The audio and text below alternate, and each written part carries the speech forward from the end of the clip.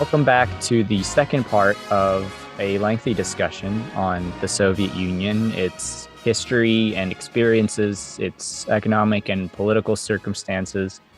This is the Marxist Project, and we're joined today by One Dime. If you haven't seen the first part of this discussion, go ahead and check out the video on One Dime's channel.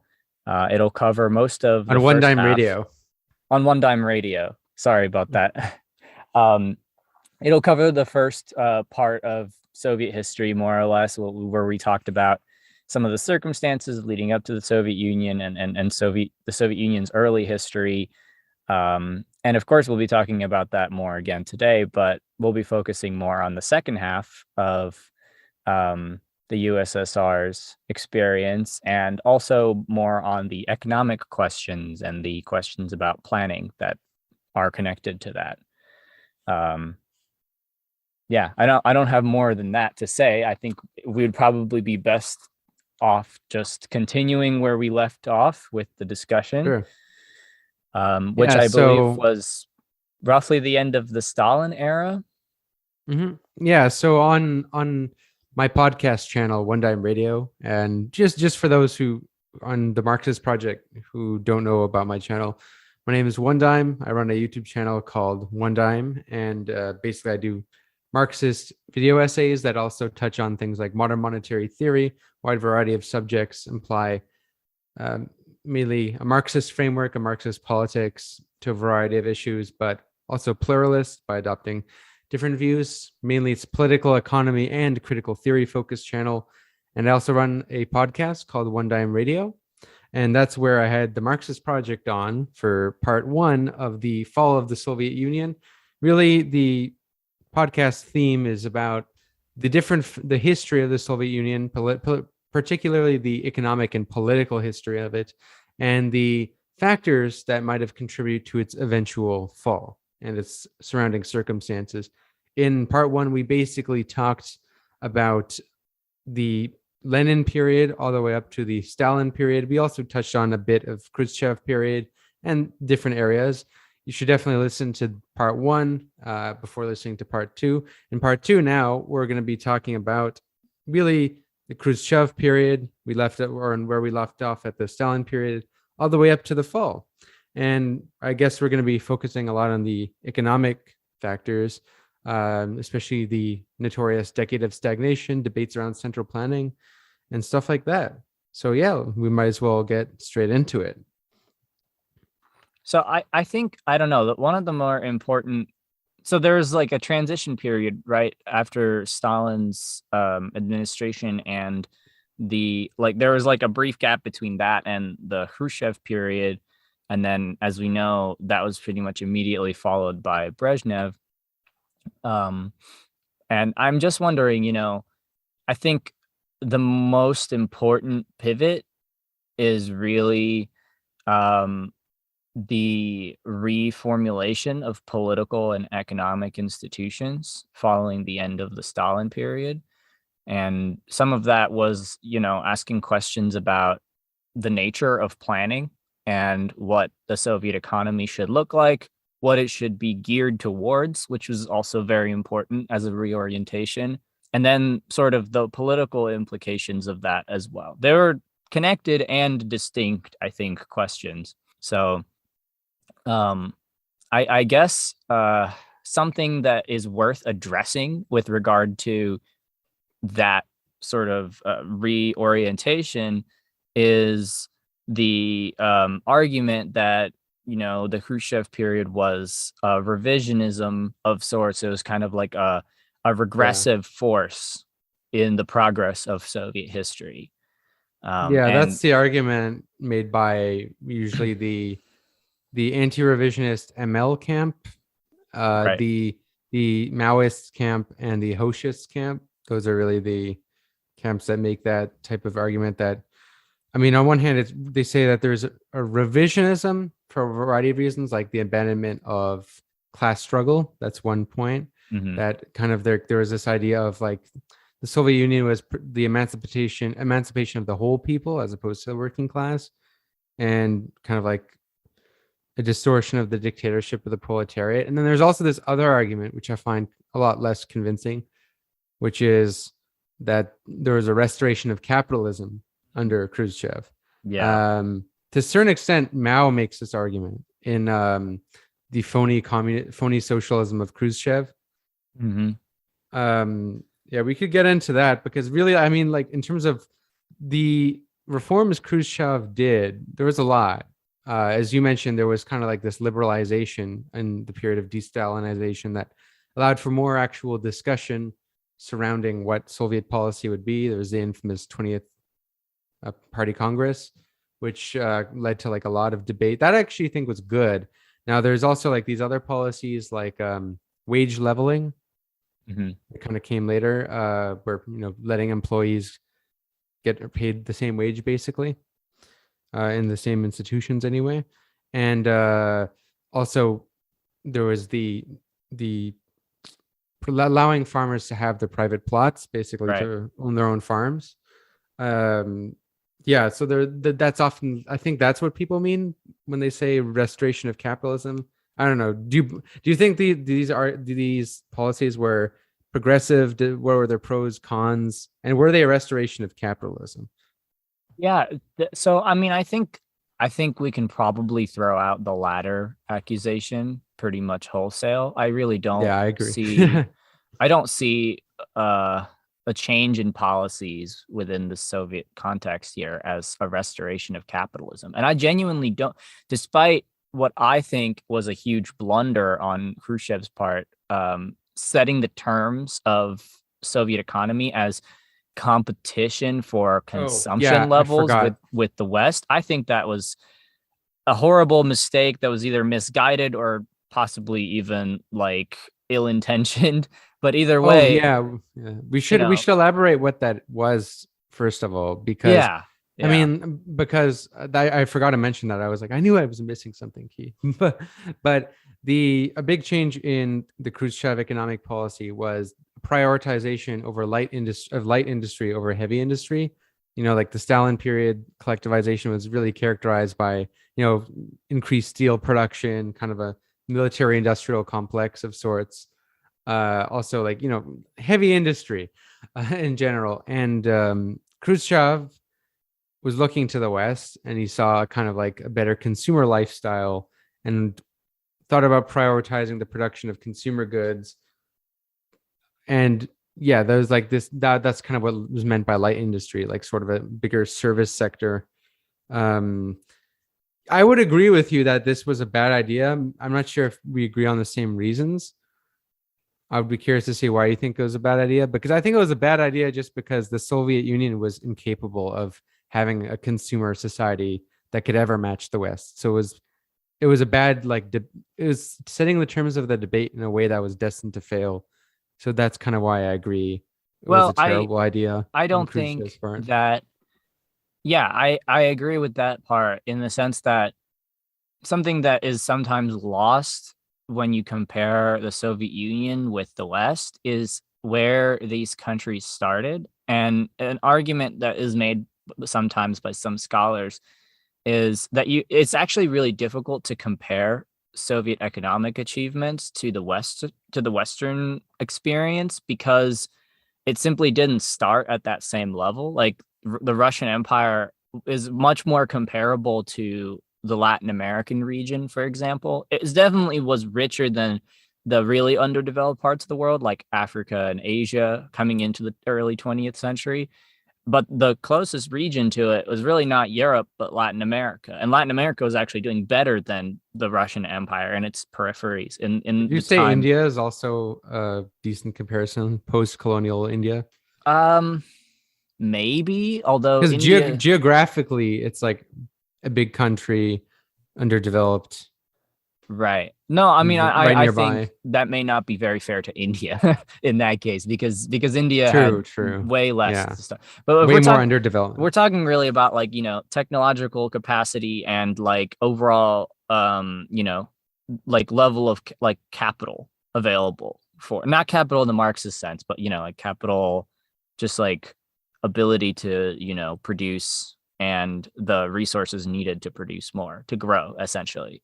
And so if you compare the Soviet Union to Latin America, then you get like a comparative analysis that actually is pretty partial to the Soviet project and indicates the places where it did succeed, both in raising the overall productive capacity of the economy and the consumption levels. But what Khrushchev did was he was looking at the United States and, the West, and was like, oh yeah, we will feed our people the exact same amount, and feed in a metaphorical sense, not like in a literal food sense, but like basically we will raise our consumer levels economically to the levels of the West. But that's a completely misguided comparison, because the Soviet Union was basically operating on like a century lag. So the fact that it could even compete on a geopolitical level was remarkable from the outset. But it basically led to a series of policy reformulations that simply were destined to not succeed from the beginning. When you set the terms in a way that you can't ever achieve, you're not going to get the results that you want. And I think that has a legacy for the subsequent eras in the Soviet Union, where they continued to have that sort of comparative analysis. And once again, the Soviet Union comes short in terms of its its overall like consumer economy. And so then you get perestroika and glasnost in an attempt to continue to model more towards the West. But it's like when rich imperial core countries tell underdeveloped countries, just follow our path and you will get as rich as we were. Just, trade to your advantage and specialize, or some variation of economic development advice, and admit the fact that like the West got rich by stealing from a lot of other countries and they had a head start on it. Industrialization started there. So what I'm trying to get at is like what Khrushchev did when he said, we're going to be just like America with like Coca-Cola and blue jeans, was very much overlooking the historical context for these two parts of the world. It would never have happened, in my opinion, and maybe shouldn't have in the first place. Like, I don't know what we all stand to gain from, more blue jeans, so to speak. Well, I will say I understand where the sentiment comes from. I mean, it was there. Like he wasn't like a crackpot in the party he wasn't the only one who thought this, right? This was kind of widespread, especially among like the Soviet intelligentsia, who did see like a kind of void when it came to novelty in the Soviet Union. That kind of persisted. The problem obviously is that, the starting points is key, because if you consider like the fact that what that existed under 40, 50 years by this time when Khrushchev was in power, not very long.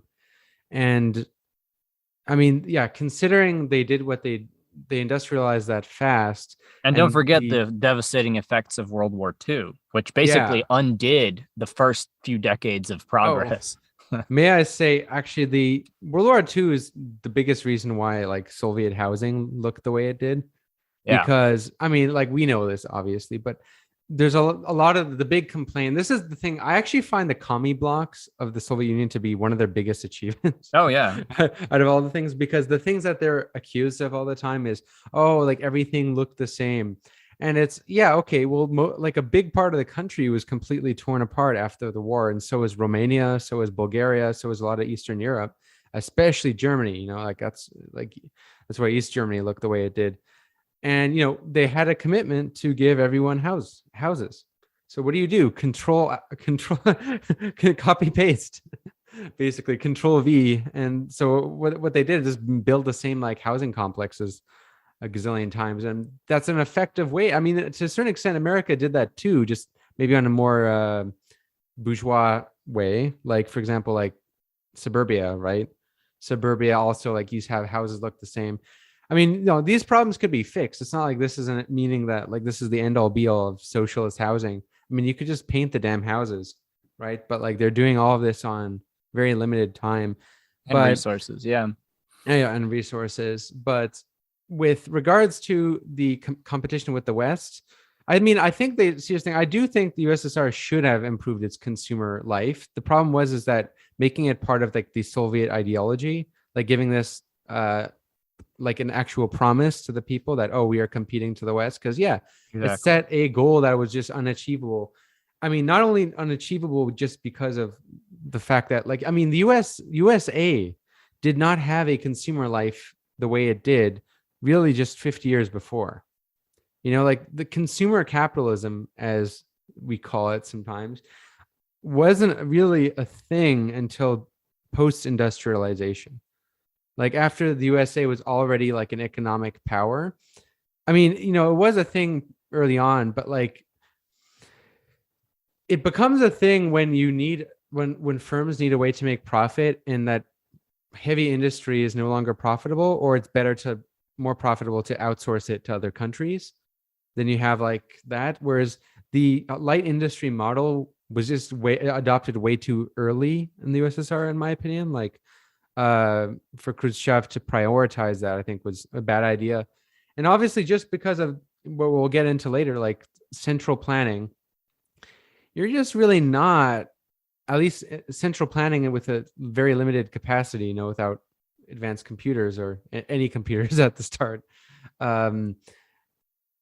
You really cannot, I mean, number one, develop products at the scale and meet demands at the scale that like markets can. And two, marketing. A big reason why like consumerism is appealing in the West isn't necessarily the products itself, but it's like the marketing of the products. You see like different variations of the same ketchup, different variations of the same That's beans. exactly it's a lot right. of it's marketing, and the USSR was never going to compete on that level. That's the thing, is the West and capitalism in general has an inflated consumer sphere because a lot of consumption is done essentially for its own sake. And we've gotten to a point now where enough people are starting to see that, you know, our consumption is through the roof, like now compared to 30 or 40 or 50 years ago, let alone a century ago. If that's the benchmark that you're using, you have to eventually come to realize, you know, like some of that consumption is really wasteful ecologically and economically. Like the fact that the Soviet Union with Khrushchev chose to pursue that kind of competitive relationship, that kind of competitive dynamic, sort of obscures the deeper question of, is consumption for its own sake the goal of socialism? It certainly is, to a large extent, the central element in capitalism, but it's not immediately clear to me that that's what socialism should be building towards. I do agree that, like, I mean, that's Che Guevara's criticism too. Che Guevara has a paper on like the economic problems of transition, where he doesn't write about the Soviet Union directly, but I think that's what he's referring to. Right. Was he talks about like, you can't build socialism by creating capitalistic subjects. Right. You have to build socialist subjects, and kind of like prioritizing consumerism. No, I don't think all consumerism is bad inherently. No. Like I think people need like, you can't have like an austere, like a completely austere system that's only about production of steel, and I don't know, you know, people need like some joy in their lives, but like you said, consumerism for its own sake often, which is really inflated by like the spectacle of consumerism, you know, the marketing. That is like a thing that's a goal of capitalism, not socialism. And when you develop socialism by comparing to the West, you're not creating socialist subjects. If that makes sense. So like I think this really resulted long term in the fact that not just Soviet Union, but a lot of the Eastern Bloc countries ended up really romanticizing capitalism and calling for it. Right? Is you had a lot of people were looking at like the West as some sort of consumer utopia, and it's after Khrushchev. It's not like the demands for more markets and more consumer goods. It wasn't satisfied. When they promised more, people wanted more of that, and it created this kind of desire to be more like the West. And I think that was like directly a big part of the downfall. I mean, like you can see a clear line between like that shift in priorities and Right. Gorbachev, right? Right. Exactly. Because as soon as Khrushchev framed the vision in in those terms, it was like,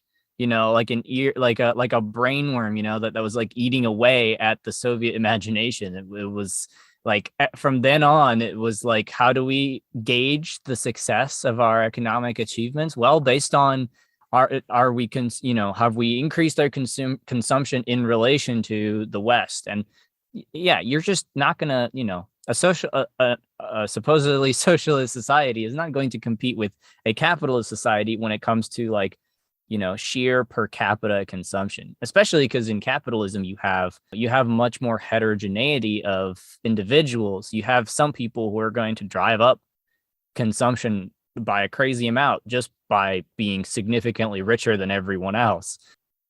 Yeah, well, often like what was portrayed on TV, right, as to the American consumer lifestyle was the privileged, well-off, middle-class life. Right. It wasn't like the like working class of America. No. So there's like a distorted picture from the get-go.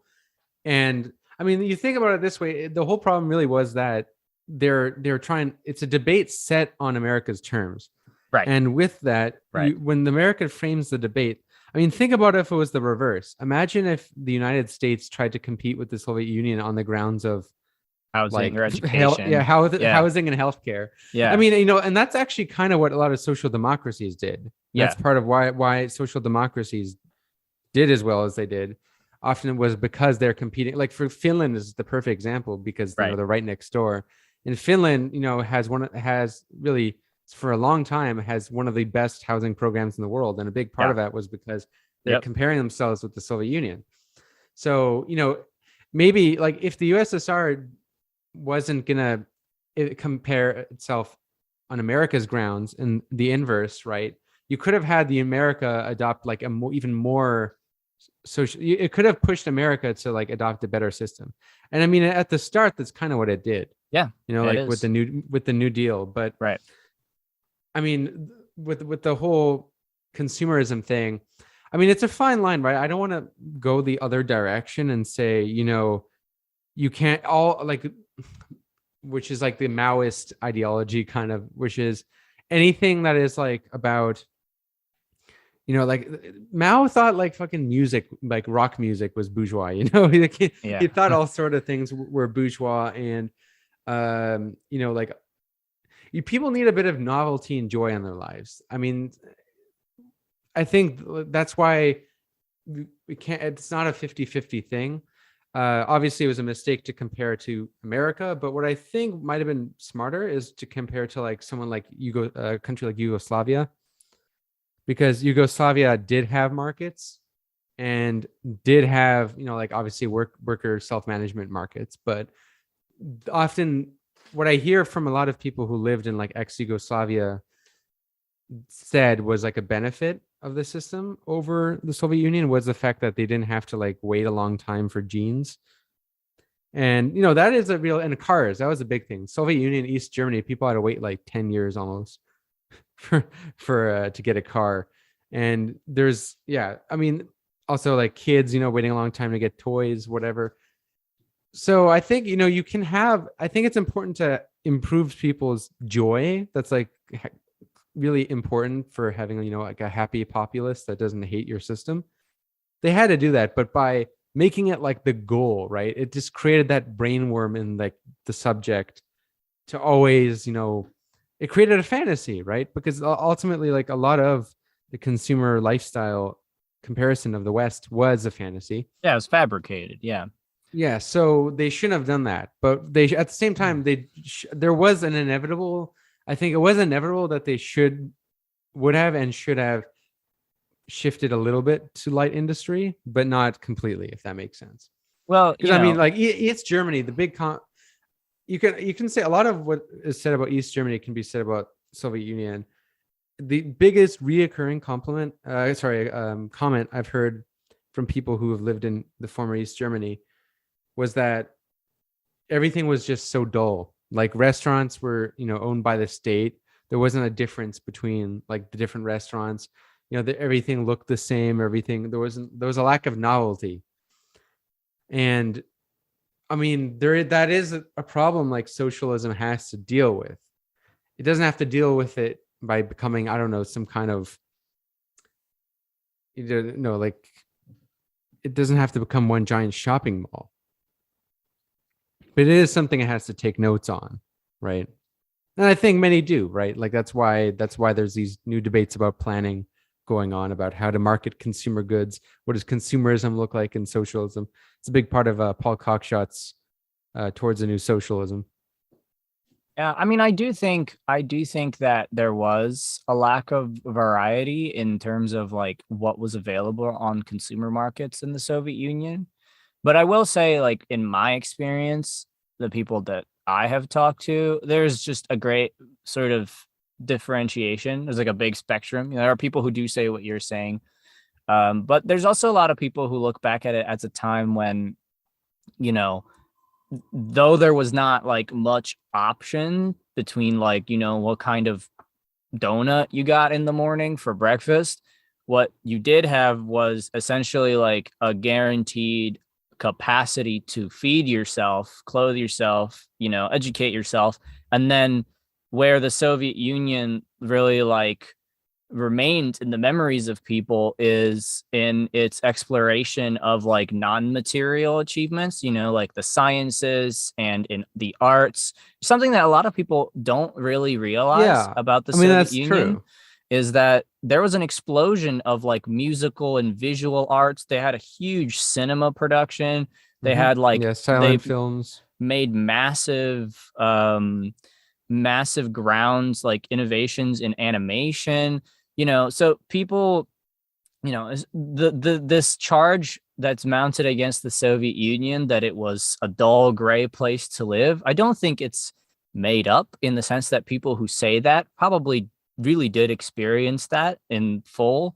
But the counter to that is I think many people did not experience that, like many families. Well, it depends on what you're comparing it to, because the thing is, if you're comparing Soviet Union to Russia now, it's easy to romanticize the Soviet Union, because Russia now, I mean, they lost mostly all the privileges of what existed in the Soviet Union, and what they gained was only really like in terms of a better consumer lifestyle and stuff.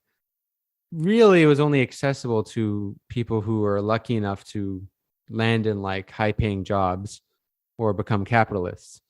Sure. So, well, like everyone, everyone in Russia has an iPhone or a Samsung and can go and like eat at a different cafe every day, more or less. I mean, obviously there are some who really can't even afford that, but like at the cost of grinding away your entire life to get consumer goods, whereas it was like almost the exact reverse, you didn't have to do much work to get enough to like house and feed your family, and you spent the rest of the time pursuing, your professional interests, which oftentimes you were at greater liberty to select because education was free and people were incentivized to go into like, you could do your PhD for free. Yeah, well, more than free, they paid you to do it. So, but here's the thing: the things you're describing aren't diametrically opposed. No, I agree. And I mean, like the benefits of socialism and the benefits of capitalism. When I say socialism, asterisk, because like, I come from the position that socialism isn't like just when the government does stuff, but for sake of like when we're the way we're talking about it, like if we are going to talk about socialism, most of like the benefits were like, basically social democracy. And I mean, that's the thing. Social democracy was an example of the ability to have some of the novelty that capitalism could bring. I don't like to use the word capitalism. I'll say markets, because markets existed before capitalism. And while also having a lot of the benefits of socialism, like full employment, a cheap housing, sometimes guaranteed housing, in the case of Finland at the height of social democracy. But usually it was just more like affordable housing, and then you had the option for private housing. Like it is possible to have the best of both worlds. The only reason is that social democracy, I mean, this is why a lot of leftists became social democrats, like who are former communists, was because, here's the thing, like a lot of the times when comparing the Soviet Union, it's easy to move the goalposts, right, to compare it to like its former selves. In that regard, yeah, like pretty much everywhere that Soviet style socialism was tried, it improved lives of people more than it was before, and often did better than, like, I would say it was objectively a better success than like neoliberal capitalism, at least if you're comparing neoliberal capitalism in non-imperialist countries. Like, it was a better system. But if you compare it to social democracy in like Finland, Denmark, Norway, Sweden, I mean, like the latter just were more successful, like on almost every ground. Like they had a lot of these benefits that are described with the Soviet Union, except they also got the consumer life. Obviously, now why I'm not a social democrat is because social democracy only existed as a way to fight communism. It existed as a way to really prevent people in those countries who are often sympathetic to socialism from adopting socialism. So it was like, as we said earlier, it's kind of like when they compare themselves to the USSR and the West, they're going to adopt both things. It's a product of its time. It's a very unstable system, obviously, because after the fall of the Soviet Union, you also subsequently saw the decline of social democracy, which is not a coincidence. But what I am saying is that these things aren't like diametrically opposed. So if like social democracy was able to have like a less quote unquote gray or austere life while having some of the guarantees of socialism, a socialism of the future doesn't have to choose between the two, right? Especially if we figure out better ways of planning, or even integrating markets. I'm not dogmatically opposed to markets. I just think that they have their problems, and that if they should be, we should seek to have something different than markets, but it should only replace markets if it's superior to it, if that makes sense. Yeah, so like, I mean, that's what I mean is like, I also like, it's the argument that right wingers like to throw at us, which like that oh, you're a socialist, would you want to live in North Korea, would you want to live in Cuba, would you want to live in whatever. It sounds stupid, obviously, but there's like a degree of validity to it. And what I mean by that is, it's valid in the sense that if you want to sell socialism to, like, especially countries in the global north where both of us live, we have to make it appealing. And it's not a great sell if like if we're going to, we have to make it clear that we're not trying to resell former socialism. That makes sense. I mean, I think it's just a mistake to appeal to the past in general. Like, as much of I can make that a blanket statement, I'm going to. I really think that, like, and even, within debates among liberals and pro-capitalist people, there's a lot of people who are trying to make an appeal to the past. Oh, let's go back to the 90s or the 50s. And it's like, this is yeah, they're all wrong. I agree. That's all it's reactionary of Marxism in its ability to historicize economic history and realize, no, we can't go back to the 90s. It's simply not, the world configuration today cannot be replicated to recreate the 90s. There's specific historical conditions that allowed for that. And to the point about social democracies in Europe, their existence was also guaranteed to some extent by the historical circumstances in which they existed. And after those historical circumstances shifted, we basically saw a pretty significant decline in social democracies. So absolutely, we should not be appealing to any form of antiquated policy or structure. But I think that that's not unique to leftism. I think that the left should know better than to do that, because we have many people do that, like, right in our tradition, especially social democrats, right? They do that. Yeah, they and do. Even the MLs, like the MLs, maybe they do it less directly, but they kind of convey that with the iconography, by like relishing the iconography of the Soviet Union, pictures of Stalin, etc. And it's just not like, I understand, like, it's important to look at the pros and cons of socialism, of the actually existing socialism, but I don't think it's always the most convincing way, because when we were hit with the notorious, like, stupid argument, oh, communism never worked, right? right? Always failed. One can like respond in many ways to that. Like there's the anarchist and trot response, which is, oh, communism's never been tried. It's actually all state capitalism. Yeah. And I really dislike that argument just because it's a cop out. Not, it's a cop out, and it's just not like convincing. Right. And on the other hand, one can say, oh, actually, it was a success. Look, people were more fed like that. And I think it's more, I like, Black Shirts and Reds as a book a lot for this reason by Michael Parenti, because in my opinion, it's the best example of like a truly dialectical analysis of the USSR. Because I mean, the one chapter really of actually existing socialism called Communist Wonderland. And in there, he really reckons with the contradictions, like on one part, the successes, and one part, the failures. And that's kind of what we should be doing, right? And even to a certain extent, who gets a lot of flack for this, who gets a lot of flack in general, but I think he does this well, is Richard Wolff. Richard Wolff will talk about the success of the USSR. He'll say, like, oh, what do you mean it was a failure? I mean, it was the fastest growing economy in history. Like, it clearly wasn't like some sort of like complete failure. Right. But he recognized, but then he says, like, I don't want a system where the government owns everything. Right. Like a very bureaucratic top down system. So I think he does that well, better than like, I don't know, some of the Marxist Leninists do it, in my opinion.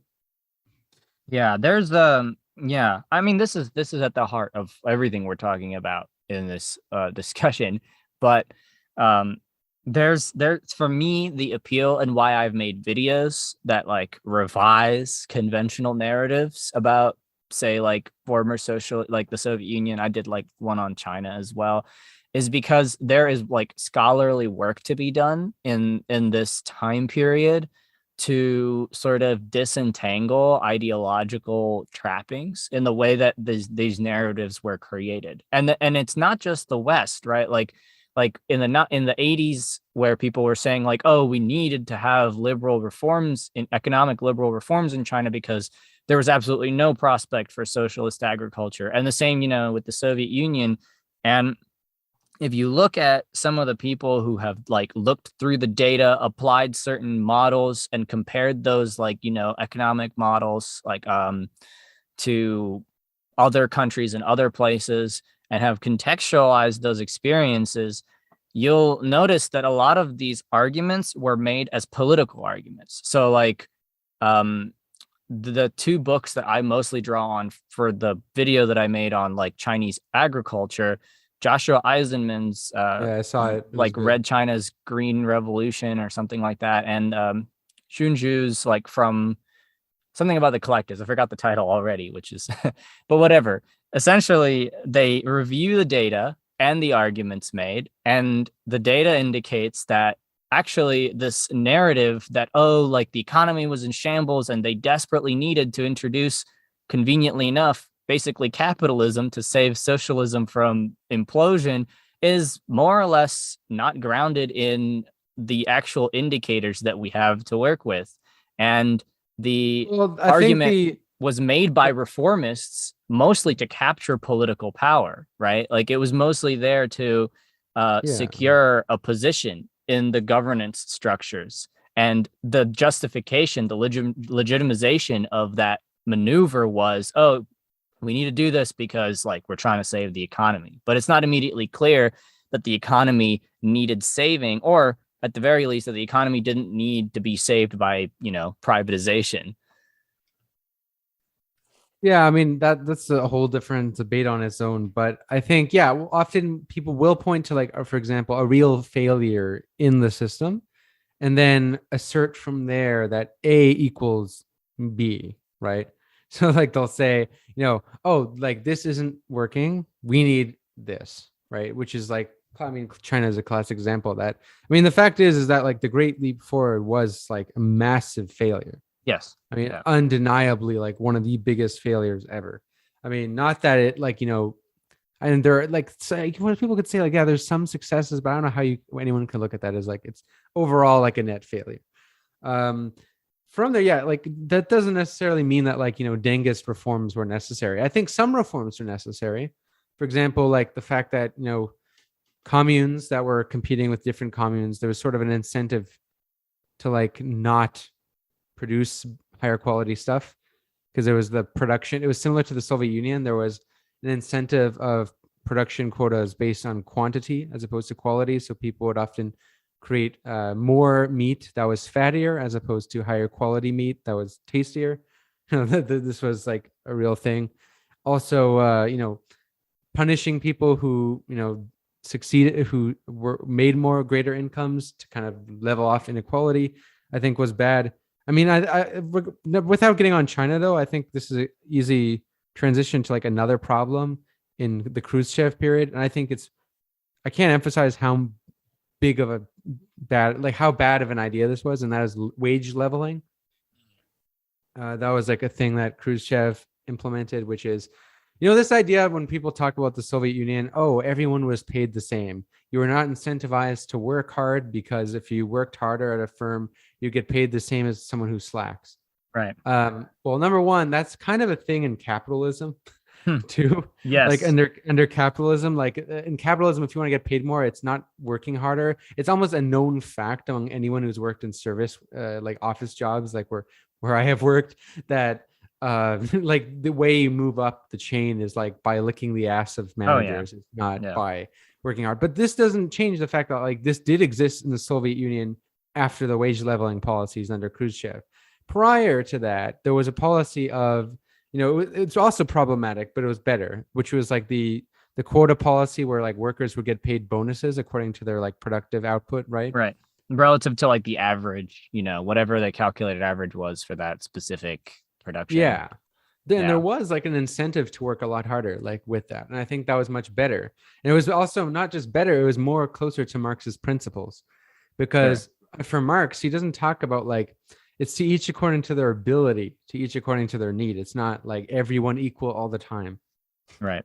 Right. The point is a classless society, not an equal society. Like that's exactly what he criticizes in Critique of the Gotha program. Like, what does equality even mean? It's kind of almost nebulous, right? It's more classless society is more concrete. And also like, what is a fair society is one based on like that takes care of people's needs and rewards hard work, which, capitalism doesn't. That's the whole irony of capitalism. So like the wage leveling was so bad and created like those incentives that often become associated with like, why communism doesn't work because of human nature. And one, like, I think that's true. Like, that policy was against human nature, but that did not have to be that way. I don't know. What do you think about like the wage leveling? I think it played a role in the decade of stagnation, to be honest. How much is debatable, but I think it played a role in like just ruining incentives. I do think it was not an advisable policy. I think I don't know. I'm a bit skeptical about terming it the decade of stagnation for specific reasons, but that came after. But right. I mean, like the wage leveling existed all the way in throughout that era. Right. But I mean, for sure, that was not the right move. And what happened increasingly following the end of like the Stalin era was there was a specific logic to the Soviet economy that had prevailed after decades of debate on development policy. And that logic was grounded in specific mathematical models that were worked out in the 1920s that were argued over. And the ground for it was essentially that there's this guy named Feldman who worked for the like planning agency, and he developed a macro model that suggested if you have a large enough country that can secure its own resources to produce most things, what you can do is you can put a certain fraction of total output into productive goods. So like goods that create constant capital in Marxist terms, and the rest into like consumer goods. And based on the way that this like model is formulated, and there are critiques of it, obviously, both the productive, heavy industry sector would grow along with consumption. And statistically, we did see that in the Soviet Union, especially in the early periods, but as like at a slower pace in the later periods. But it was definitely the case that like The investment into productive goods spilled over into increasing growth in the consumption goods. But what happened with the change in policy with the beginning of reforms is the underlying logic of the entire planned economy in the Soviet Union was essentially like overturned. Like the policies continuously and increasingly contradicted the general framework that the Soviet economy was built on. And that culminated in the 80s. Because it was a war economy. It was war. It was basically siege socialism, really, from the start. Like with the Civil War, and then obviously there was the NEP, but like it was pretty short lived. Then World War II, building up for World War II. So like, yes, a bit of it's part of its circumstances, like the way the Soviet economy was built. Like, I mean, it's the way a lot of like war economies were built, because a big part of like the Soviet war economy was kind of a copy of the German World War I economy. But it's not just war though, because what the Soviet Union was faced with is the problem that every poor country is faced with, which is how do you industrialize from nothing? You have to essentially create something from nothing, and doing that is not, there is no answer to that really still. Well, unless you have slave colonies, which is right. Because basically like what happened in the USSR, like the British, French, and Americans basically like outsourced to slaves. To a certain extent. I mean, well, to a more brutal extent, obviously, but like that's what I mean is, I don't think there's any example of a country that had like a peaceful industrialization. Definitely. Maybe pre-war Japan. I don't know. I don't know enough. I imagine a lot of people got thrown under the bus during that too, but I don't know enough about Japanese history to confirm that.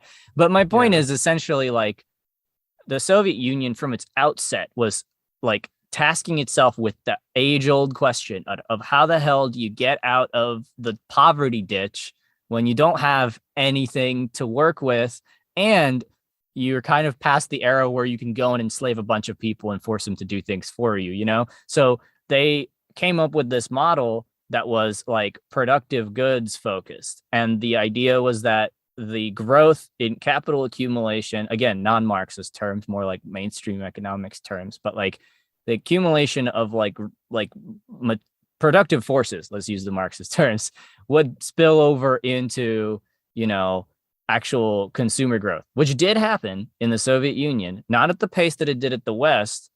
And Robert Allen talks about this in Farm to Factory, which is a really good book. And he talks about, once again, like you can't really compare the two, because where the Soviet Union started in the early 1920s is not at all where Europe was, and didn't enjoy a lot of the same very unfair advantages. But that being said, like that logic was contradicted by the like beginning of the reforms. And I don't think the reforms of the 60s were capitalist retrogression, but I do think that by the time you got to like the late 80s with perestroika, the Gorbachev reforms were capitalist, I think. Yeah, but they were, and their imposition. I mean, he straight up allowed Pizza Hut. He straight up let Pizza Hut and McDonald's. That can be the symbolic how is that not issue. Capitalist, right? Yeah, for sure.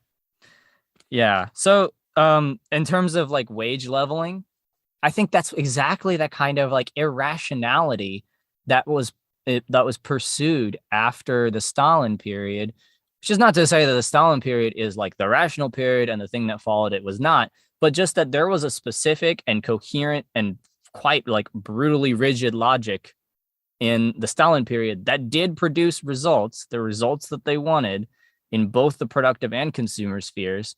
And then that was just kind of like undone through a series of like kind of incoherent policies. I mean, like another good example is the corn stuff with Khrushchev in Kazakhstan, like completely nonsensical. Corn man dad. Yeah. I mean, yeah, like the corn policies were kind of weird. Like it was like Khrushchev's Lyshenko moment. I mean, it wasn't as bad. Like it wasn't as like it was a kind of policy, like the corn laws. It didn't like fail so bad that it led to like famines, but it just didn't work in increasing output in the way that he thought it did.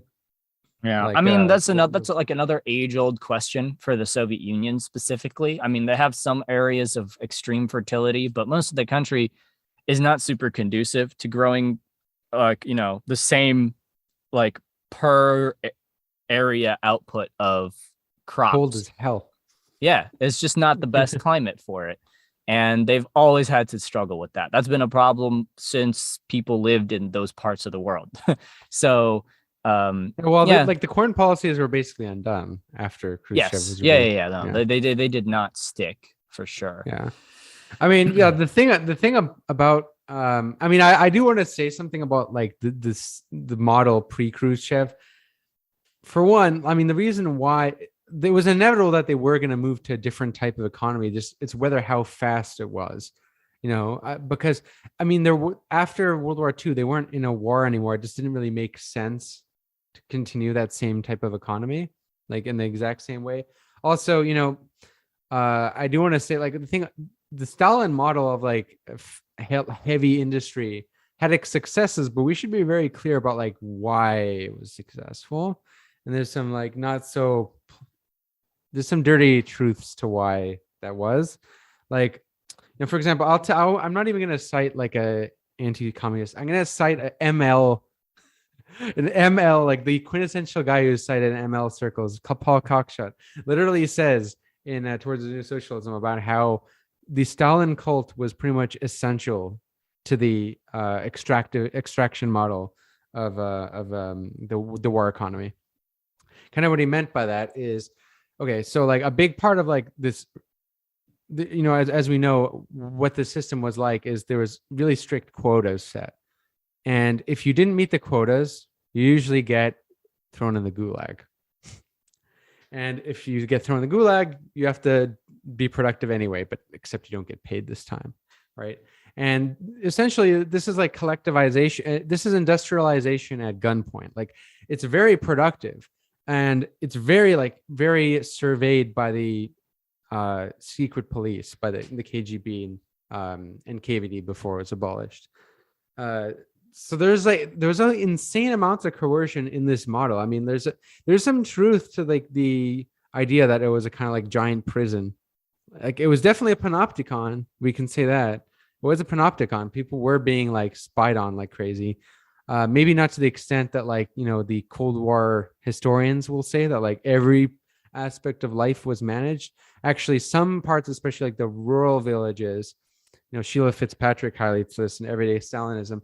There was a lot of places in like the more remote areas where there was actually an undermanagement and at the same time strict quotas. So like people would lie about their quotas, and then there would be much like smaller yields than expected. And then like this led to like, shortages partially of grain, and repression that came with that after. So like with this, and what I think, to get back to the Stalin cult, why was that so like instrumental to this economy? Well, it was part of what kind of often, a larger than life message, sort of cult like appeals are really good at rallying people up. They're really good at I mean, that's why religion is so effective. Like why is always in countries that are very poor and have to deal with like really harsh circumstances turn to radical religions? Like, for example, like why did the Palestinians turn to Hamas after so much decades of like resistance against Israel failed? There's reasons for that. And why is Hezbollah, popular in Lebanon? Often, like, you have like a kind of demagogic appeal that rallies the public up. The Stalin cult was like, this is the thing, when we say, like we said in the last podcast, was Stalin popular? I mean, he was to a certain extent, right?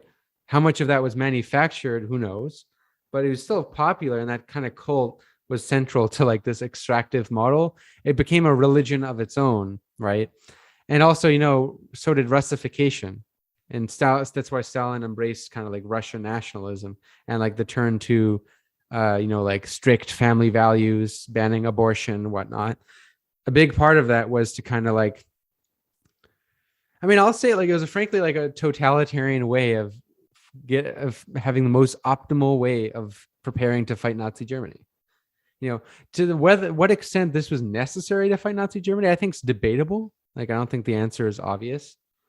But I mean, when we talk about the successes of the Stalin model, we have to be very clear as to like the circumstances and conditions of that success, because some people will refer it like, oh, look how much it grew. Yeah, it didn't like grow out of nowhere. Like there was huge problems with that, if that makes sense. It wasn't just that. It wasn't a model that could have continued, in my view. Yeah, I don't know. I've not heard anything about this, like getting gulagged for not meeting the quotas. Like I'm sure that might have happened, but That's I in can't. Sheila. That's in even the revisionist historians. Okay. Like Sheila Fitzpatrick and Arch Getty will say that too. It's like, they get cited too as often like defenses of the USSR, and they're accused of being like they're cited both by MLs, and they're often criticized by like, even though I don't even think they're communists, but no, I don't think they are. Yeah, they're often criticized for being Soviet apologists. But like, what they mainly do is they show like, yeah, like the Gulag repression. The Gulags weren't nearly as big as people thought they were, and also the degree of like tight control the Soviet police had over people wasn't as big as it wasn't like the evil empire in Star Wars, like, right. But the fact of the matter was like there was like some brutal realities that just were true. Like, it was common for people who didn't meet quotas to be sent to the Gulag. I had never heard of that before, but at any rate, I there is a book by crap. I mean, that's why so many people were released from the Gulag after. Like after the Stalin period. And yeah. But so, and like, I mean, it's in the secret speech, like this is the whole irony, right? Is about like books like Animal Farm, right? Is people like to talk about that. Did it describe the Soviet Union? Well, that book came out before the secret speech. So like, that's why I don't think that book actually was about the Soviet Union. I don't think there's evidence really of that. It came out before like the proof of the gulags was actually there. Or the extent of the gulags. But I mean, there's some truth in the sense that like this was like a very, very, very repressive model that was basically like at gunpoint, like be productive at gunpoint. Now, of course, not everyone was being like held against their will. A lot of people were motivated to work hard because they would get bigger bonuses. But there was also the reality that, if you underperformed, you'd be sent to the gulag. That was like a very big reality in the USSR. I won't make a comment on that because that doesn't sound right to me. But I will say, so there's a Marxist-Leninist argument that like the repression was needed in the USSR because like see what happened after liberalization under Khrushchev, it fell apart. This is actually ironically the same argument made by like liberal economists, that like the Stalin economy necessitated repression, and that's because there was a big loosening up of like repression under Khrushchev and afterwards. Not to say it disappeared; it was always like there, but it was not to the same extent, especially towards workers. Like you saw like a slump in growth afterwards, and I think there's like anything, there's a grain of truth to this. I think the extent to whether how omnipresent this was in deciding the success of the USSR, I think it's not, but it played a role. It played a role, most definitely. I don't know. So the book I'm thinking of is called The Economics of Forced Labor by Paul Gregory, and he basically traces like the weight of the gulag economy in various elements of Soviet development. And from what I remember, it was this kind of labor was used predominantly in like low capital intensity, more dangerous type of labor. And sometimes that was just like, extractive work like mining or whatever. But from the numbers that he has there from the archives, I think that people blow out of proportion the degree to which the economy needed gulag labor to achieve the results that it achieved. There are like sectors of the economy. There's a debate as to whether it needed, but whether it did actually was that the case? I think it was undeniably the case. Yeah, I mean, but like it was a feature of it. It was but a big feature of the economy. the model that I'm talking about is not, it doesn't necessitate like, the political superstructure that existed in the Soviet Union at the time. Like that the debate behind this method of development and industrialization occurred before Stalin was even a very important person in the party. So the fact that the political structure grew up What do you over mean? that. Like, what do you mean before Stalin was important in the party? Like, So where? in the 20s, in the mid 20s, when this debate was going on, especially about how do you turn an agrarian country into an industrialized country, especially in the conditions of the Soviet Union, you had like a bunch of different camps. You had like Bukharin and Preobrazhensky and like, planners in the like actual government agencies that were like running like the mathematical models and trying to arrive at some kind of like trajectory. The Gulag system does not predate that. I mean, obviously there was like penal labor even in Russian. Oh, so you're talking about the. I mean, yeah. Well, I'm not making the argument that gulags were something exclusive to the Soviet Union. Like, actually, there's a video I want to make called "America's Gulags," where I argue that America has gulags now. Right. Like it has like exploitive, unpaid prison labor. I mean, that's a gulag. Like how can anyone say there isn't? But what I mean is like the threat of the gulag was like in addition. So there was on one hand, the what I think was good, which was like the bonuses to motivate people to work, but there was also like the fear. There was a big fear also of meeting quotas that was also present, especially with managers. Like there was a big like pressure on managers. And it was often managers who got sent to the gulags. Right. That to me tracks with what I've like seen is they oftentimes enterprise leaders, like leaders of a firm or like some factory would get basically sent off for bad results.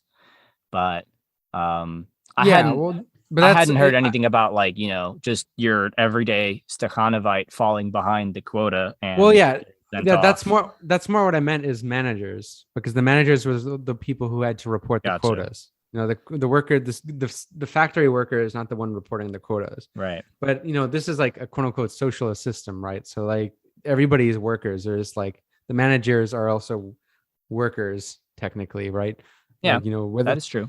Because if we're gonna say they were, if we're gonna say they weren't workers, they're a different class, then it's not a socialist country, right? So it's like we can't really have. If we're gonna say like they weren't proletarians, like then how could it be a socialist country? Like socialism is classless, right? It's not stateless, but it's classless. So anyway, I don't think the USSR. Well, I don't think it was capitalist, but we'll save that for the special, the exclusive podcast later. But before on the part we're on now with regards to the repression, yeah, I mean, it wasn't like it wouldn't make sense to just send like the regular Joe factory worker to the gulag because then he'd run out of workers, right. But like it was still a thing that like was pretty pivotal to the kind of the war economy. I think we're just gonna for the sake of time going to have to agree to disagree on the pivotalness of it, because that is a whole like separate discussion really. But like my point like was that what started to be introduced with Khrushchev undermined the principle, the like base economic principles, not even the political ones, but like the nature of the development model, which was grounded in the idea that you accumulate productive forces and then that increases the growth of your economy, which spills over into growth of your like light industry sector. That was undermined gradually, although as we'll get into, there was like multiple directions by the 60s and 70s that the economy could have gone in that were not explored because of political rigidity. And it was really only in the 80s, in my opinion, that like the final sort of like contradiction was. It was pretty present in the 70s too, like the mid to late 70s. what was present? Like stagnation.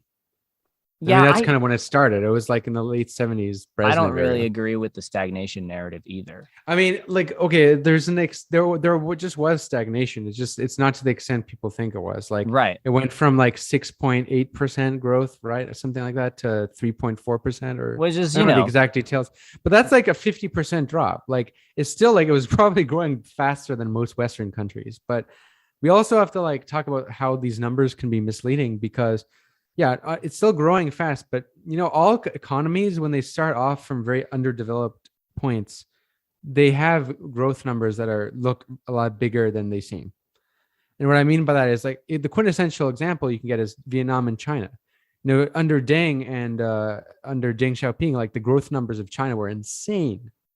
Like, I think the highest in history. Like, China was the fastest growing economy in history.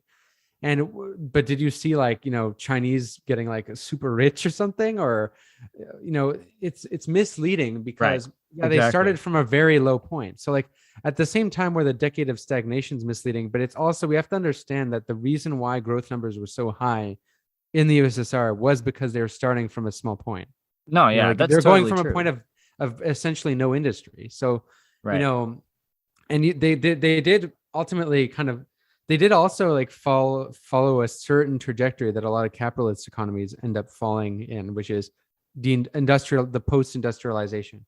Mm-hmm. Like, yeah, after their service industry grew significantly in the late years, and they slowed down. But that's the thing, is it's like it's part of that's kind of inevitable, right. Like, Every economy economy runs into that eventually, and it's right? how do you deal with that? And that's where I think they didn't do well. They did not deal with that very well, right? Is like part of they couldn't just be like optimizing steel production forever. Like, this, I don't think was a really long-term strategy that was feasible. And there's a reason why it wasn't, like, why so much of the party wanted to like transition a bit to lighter industry. The extent to which, we agree that, like, trying to compete with the West was a stupid idea, but they couldn't keep like pretending to industrialize forever. Like, what became full employment in the USSR went from being like a big virtue to inefficiency. Now, I support full employment on principle, right? Like, I think you should, if you're not going to give full employment, at least give people like a basic income. But generally speaking, like, people should have a right to like a good life, right? So I support that. But full employment went from being like a huge strength of the Soviet Union in its industrialization period to being incredibly inefficient. I mean, like, you had often way more people working at firms than you needed. Like, for example, there's the infamous stories of like people at you have 3 people serving you a single piece of meat, like at a butchery. And you had a kind of often a lot of bullshit jobs too. Like, this was pretty present in East Germany as well. The later part of East Germany is you had a lot of BS jobs. Sometimes people would just like they had to keep full employment, but they didn't have increasingly less things to do. And I think this part of it had to do with like the inability to adopt newer forms of industry. I mean, it's not a thing that only like socialist countries struggle with. Obviously, capitalist countries struggle with. Like, Canada has a massive bullshit job sector because we're like a resource extraction company. Company, basically as a company. But so I mean, but it's still like a problem, if that makes sense. Now, I don't. Before I forget, I just need to say, because this is so crucial. Before, I know we were about to get into like Brezhnev era stagnation, but with Khrushchev, the one thing I think the anti-revisionists are correct about was that Khrushchev abandoned class struggle. Mm-hmm. And he basically did. I mean, changing it from like the struggle between classes to like the struggle, like the benefit of all people, also the idea of like cooperation with the West, stuff like that. Like, this was like revisionist. The problem I have with anti-revisionist is that I don't think it's the fact that he was a revisionist in itself that was bad. It was because the revisionist policies happened to be bad, if that makes sense. Like, for example, like I think, Stalin was also a revisionist. This will piss off the anti-revisionists, but like socialism in one country is a revisionist idea. It's not a Marxist idea, but like, was it like international revolution possible? After the, failure of the German Revolution, probably not. So like, was socialism one country the only option? I think so. But it was like, this is why I don't like revisionist, like anti-revisionist critiques so much. Like, they're not very helpful to me. But yeah, like I think Khrushchev was a huge deviation from Marxism in many ways, like especially with the like moving away from class struggle, and that got only worse with Gorbachev, obviously. Right. And Yeah. current China is like so much like that. Like if you look at Xi Jinping's manifesto, not a single mention of class struggle. Right. I think that's just like, that's the question that you begin to ask when you get to this late Khrushchev, early Brezhnev period is, I personally still think there were many committed Marxists in a lot of, high ranking positions across the Soviet Union, but you can tell that already the political composition of the establishment has shifted significantly. There's no other way than to view it in this perspective when you consider that simply 20 years later, most of these people like walked out on the whole Soviet system, right? Like eventually that's what happened. It wasn't that, the people rose up and overthrew the Soviet government and they just desperately wanted liberalism and capitalism. It was that it was kind of done top down. And the only way that's possible is if over several decades prior to that event, there was a cultivation of clearly not very Marxist individuals within the upper echelons of the party.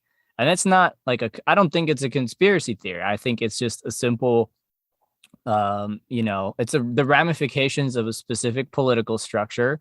And then the realization of the political elite, which they did become, especially in the latter years of the country, the realization that, oh shit, like what are we doing, living our modest lives as socialist leaders? We can, basically partition the entire country into our own little fiefdoms of like companies, right? And that's the collapse of the Soviet Union. So I think that Khrushchev and that era may have begun. That's why I think a lot of anti-revisionists fixate on it, because it was the moment at which you could clearly see, like, the beginning of like that change in compositional structure of the political, elite. Bureaucratization got a lot worse. That's another thing on my notes is like the bureaucracy was always kind of like a feature of the Soviet Union. I mean, especially with industrialization, like the fact that they had to get so many engineers from the West, they had to hire back former Tsarist bureaucrats. Part of it was inevitable, but it got increasingly worse. I mean, I think it's fair to say the bureaucratization got progressively worse just in the Soviet Union in general. But with Khrushchev, he didn't help things by allowing bureaucrats to actually get paid more than regular workers while maintaining a wage leveling policy for firms. So this like stifled, incentives within firms and within industries, but allowed the bureaucracy to like, essentially, I would say the bureaucracy almost became a class of its own. It's hard to, it's a dodgy argument, right? Like whether they were a class. Yeah. I find it like there's some truth to it, but it's also not. Maybe not class enough. In the way that Marx would use class. Yeah, not in a way. Yeah, they're not a class in terms of ownership, but they were like, it was. I have a story of this woman I know who, a friend of my relatives who actually met with someone who is like an aide to an ambassador who has met with Nikita Khrushchev frequently, and said that they would go to these like stores that were special stores that were only for bureaucrats, where only bureaucrats could get access to like really cool like Western consumer products and stuff like that. They would eat caviar in their like big homes, while like regular people were did not get that at all. I mean, it's known that like there was like a widening of inequality, and which is the irony of that is Khrushchev used the wage leveling policies on the basis because it improved equality, right? but like inequality definitely got worse, in terms of the bureaucracy. It's hard to see, like the roots of this are complicated, I think, because, in part Khrushchev won like support as leader because he got support from the bureaucrats in the party, the big bureaucratic faction in the party. So I think there's that. I don't know. What do you think about like the whole widening of the bureaucracy? No, I mean, I do think, yeah, the party became calcified and increasingly bureaucratized. And I think this actually is a good segue into what could have happened had they not done that, which is to say, cybernetics. I'm a big cybernetics nerd, despite not actually knowing very much about how it works. But in the context of like Soviet history, Same. you have some critical figures, and you really have like this whole camp of individuals, mostly like, I wouldn't call them technocrats, but like educated intellectual types, Professionals. right, Professional, who yeah. were like, hey, we could like run the economy so much better than it is now. Like we could really like, we could push it onto a whole new trajectory. And those Could were we like, mention how like why that they wanted to improve it, mainly because of like central planning's inefficiencies?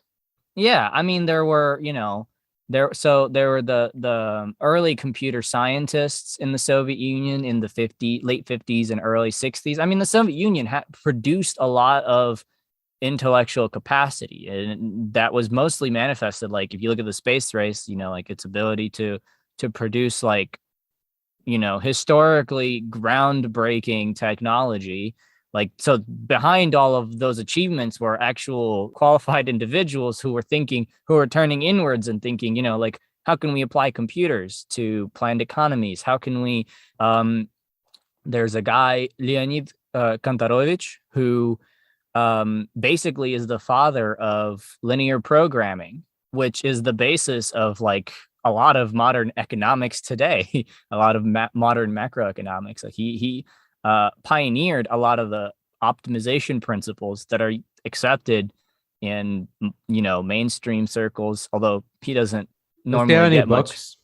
recognition from him specifically. Yeah, or books like about his ideas. About him, I have to like probably put that in the comments or something. But Sure. if you just like, I don't know, I would like to read up on them. yeah. No, if you just like Wikipedia him, you'll see like he's basically listed as like father of linear programming, which is just like crazy because linear programming is like at the heart of all economic optimization. And he was coming at it like nowadays in like the macroeconomic world, it's, obviously mostly from the perspective of markets, but he was coming at it as like a dedicated proponent of socialist planning.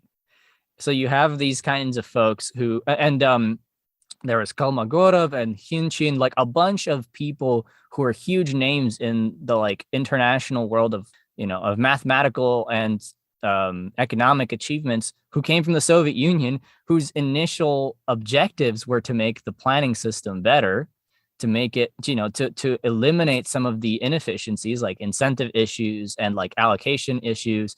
And they had proposed a lot of fantastic ideas about how to do this. And one of the camps was cybernetics, which there's a lot of interesting videos out there. There's a video by a channel that I like, Auxiliary Statements, that talks about They're a podcast, right? They are a podcast, but I know they do like they upload videos. I think they've done like so they've done one called it's like on Stafford Beer's viable systems model. And that's like cybernetics. So if anyone's interested, he's like Stafford Beer, for those who don't know, is helped with Allende's cyber. Right. Yeah. He was a major advisor for that project. But anyway, predating him is a guy named Viktor Glushkov, and he was, I think, based in Ukraine. He was working a lot in Ukraine. I don't know if he himself was Ukrainian, but this is like in the 50s and 60s. He really pioneered the idea of what if we computerized the Soviet economic system. I mean, not even as is, obviously, with like the additional modifications proposed by, planners and mathematicians and economists in the country, but just like, what if we overhauled the Soviet structure, information structure, to fit, an almost instantaneous exchange of information for the economy? And that is obviously essential in planning. And was not known is like there were attempts to do this, and like nodes of information, like, computer centers and data centers were starting to be built, but the progress was very glacial. And that's because Glushkov and all of the proponents of socialist cybernetics were more or less turned around by the bureaucrats. And I mean, the reason is pretty apparent, right? If you introduce a system where computers do a lot of the planning work and allocation and logistics and crunching of the numbers, then you render like obsolete a lot of the functionaries within the state apparatus. And since the functionaries in the state apparatus are the ones who sign off on Automate this out idea, the bureaucracy. right? Like bureaucracy is not going to wish its own existence away. So that's the problem that it ran into. But it's an interesting alternate history type thing that I permit myself to dream about from time to time, because I really do think it could have taken the Soviet economy in a different direction. I think there's this really major article that was written not too long ago by Slava Gerovich. It was called like Internet, How to Not Create an Internet. And it basically is like a brief history of how the Soviets some people in the Soviet Union tried to create an internet within the country. Well, I guess more of an intranet, but, a system that was later also attempted in Chile that would have facilitated a much more advanced and sophisticated form of economic planning that importantly included the more on the ground input of actual people in the workplace. And obviously computers eliminate a lot of like fudging of numbers because they run the models themselves and they collect the data, and computers don't lie. I mean, people who put numbers into computers can lie, but basically it would have. There's the anonymity feature too with Cyrus and Wright. That exactly. The idea that like the people who would be putting in the inputs, like the workers at the factories, would be anonymous so that they wouldn't be incentivized to lie and be punished about, underperforming. So they could like be transparent in a way. Yes. Yeah. That was the idea, was to create a transparent network that was highly efficient in communicating information. And I read one of Glushkov's, like, it's really more of a pamphlet than a book. It's actually not available in English, so I'm sorry to say. I'm maybe going to translate it at some point if I have the time. But anyway, it's such a fascinating book. He like lays out his vision for how this could have been implemented, and he's like talking about it like, oh, we could do this today. And he's talking about today, like the 70s. So he's talking about computers whose maximum computational power didn't exceed like a flip phone that we have today, Yeah, and the computers are like the size of, entire rooms. Yeah, like a giant mainframe type thing. And so he was optimistic even then. He was talking like, oh, computers in the future might be able to do speech to text and like detect, people talking and like, so he anticipated a lot of interesting discoveries too. But he was saying like, it's already possible now. Think about how much more it will be possible in the future. I mean, he didn't even really have like any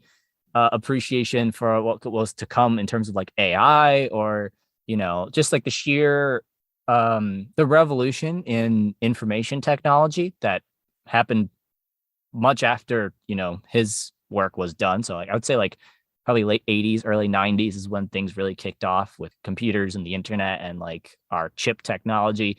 So, but even in the context of the technology available to the Soviet Union, he was very confident that it would have been implementable on a significant enough scale to change, the economy. And an interesting note that I tell pretty much everyone about the article that was written on this whole thing, is there are like CIA correspondences where they're like freaking out about it, thinking, oh, if the Soviets get this up and running, like their economy could really overtake, like they could take the lead in the Cold War, which was also like something people were afraid of in the 70s in general. It was kind of looking like the US was coming down, the Soviet Union was going up.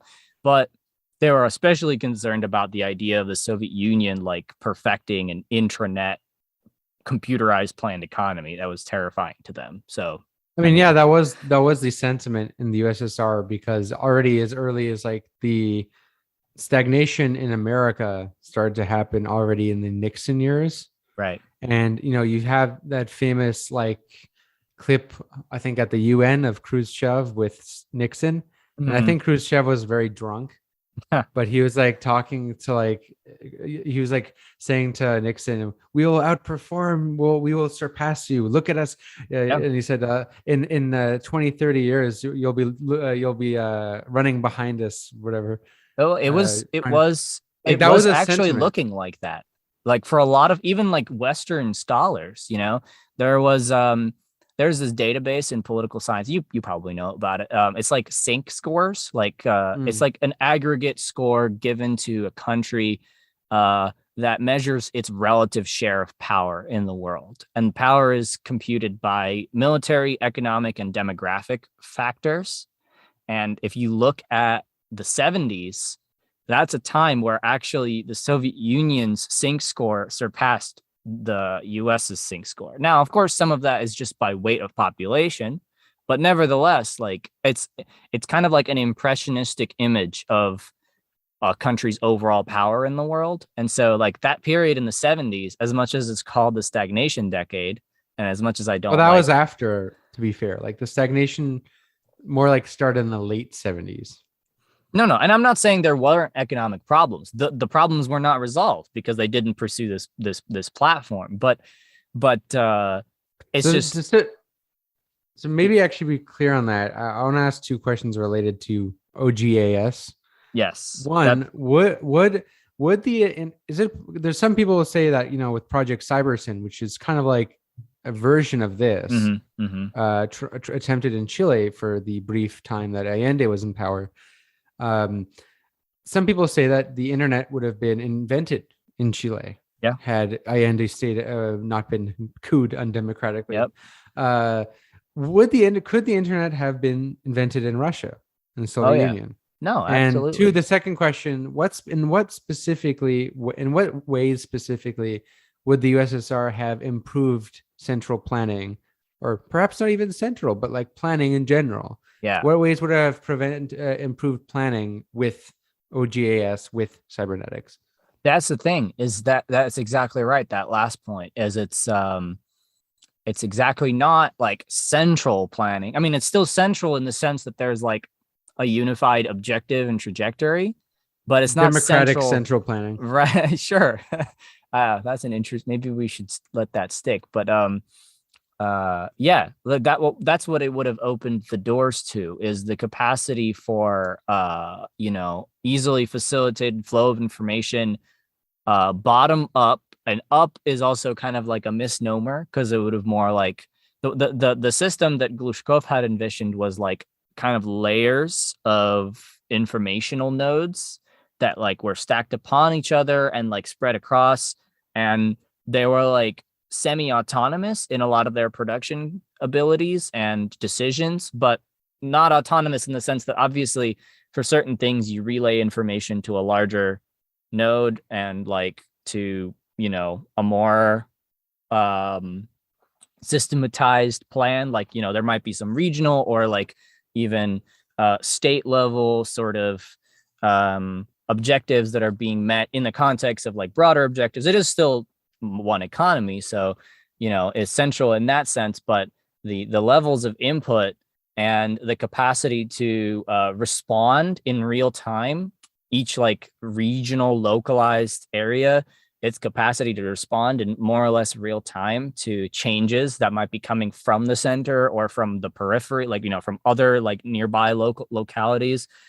That's the kind of thing that would have been achievable on a much wider scale with computerization that simply like could not have been done with like the bloated level of manpower that was needed to be employed to, run the planning system. And it's not like the planning system was like stuffed with a bunch of buffoons who didn't know what they were doing. I mean, they had sophisticated mathematical models, and they knew what they were doing in principle, but there's only so much that you can do, right? That's the problem, right? Is like planning an entire economy with chalkboards, Right. like with or like not chalkboards, but like giant pieces of paper. Sure. I mean, Yeah, like yeah. I've seen the videos of like the mathematicians in these like gigantic calculations. Right. I mean, yeah, like that's the thing about central planning, right? Is it requires a lot of information.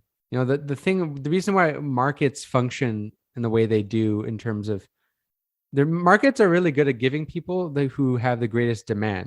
And the problem with that is people who are richer obviously have more buying power, so they count as greater demand, right? So the problem with markets is the inequality problem. But the reason why markets tend to function, I guess, in some ways better than central planning at meeting demands is because it doesn't, the information is kind of set by the prices. Like if there's a big demand, people will raise prices. Sure. There's a internal logic to it. Whereas with planning, it requires a lot of information to work, and there's only so much information you can get and store and consider without computers. And I think that is, to clarify, one of the more obvious ways in which computers really help with planning.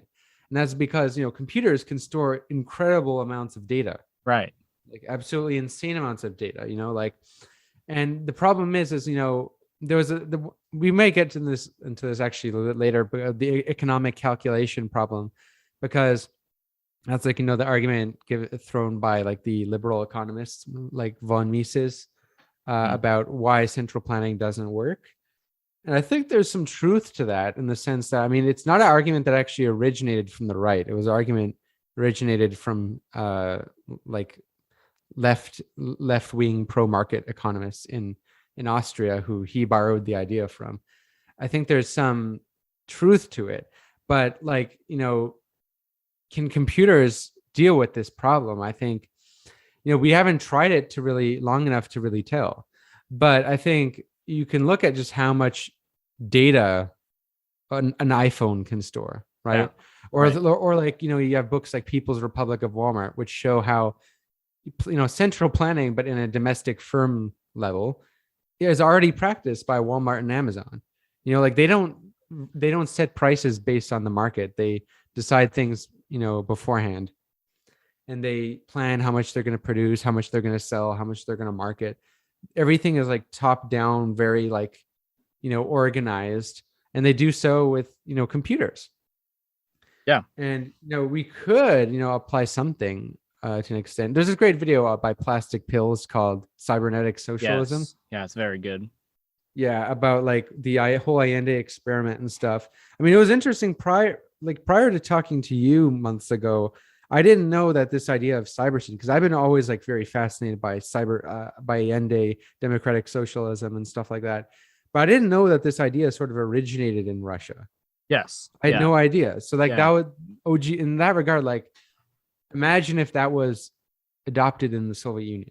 The thing about the power that the Soviet Union had, that very few other countries experimenting with socialism had by this point in time. Obviously, it took a lot of pain to get there. Is the strength, the like sheer force of its economy. I mean, it had pretty much every possible resource needed at its disposal, and enough infrastructure at that point to do it. So it's not like Chile, who was having to fend off external excursions, Yeah, it had a blockade that it was a much more. It's the USSR small, vulnerable economy. Was under a blockade. Like the USSR did, like it was Carter who reimposed the blockade, right, on the USSR, and I mean, look how they dealt with that compared to Cuba, right? Like they had a strong internal economy. Yeah, they were capable. So the thing is, that when you talk about part of that's geography, though. It is. It is. But it is also the fact that they were able to build a sustainable, like self-sufficient economic system, and that's what would have made them the ideal candidates for, well, in their case, it wasn't Cybersyn, it was called OGAS, which a long Russian name. What does that stand for, by the way? Oh OGS gosh. specifically. I don't even Was it in remember. Russia? Oh, if Yeah. it's in Russian, that's just gonna be incomprehensible to us. Yeah, So. it's like government, all government automated planning system, something like that is some really Fully long term. automated luxury communism. Yeah, but basically, yeah, basically.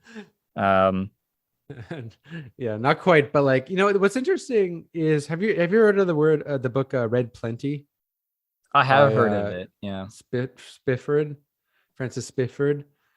It's like a fiction novel that's kind of like almost like a tragedy because it's a fiction novel of an alternate history of the USSR where they tried something like Cybersyn.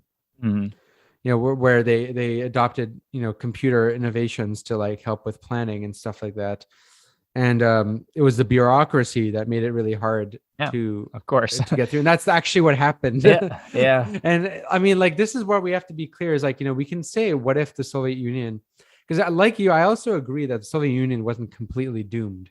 Like, I think world communism kind of was, but I think socialism in one country like could have been way better than it was, right?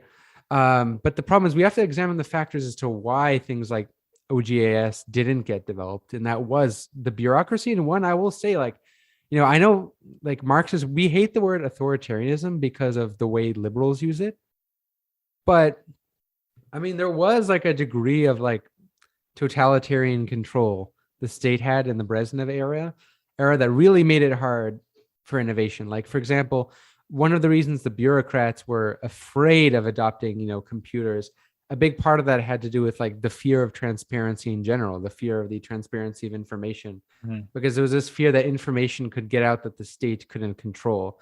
And, you know, this is part of why, you know, Paul Cockshaw talks about this too, because, you know, he's a big cybernetics guy.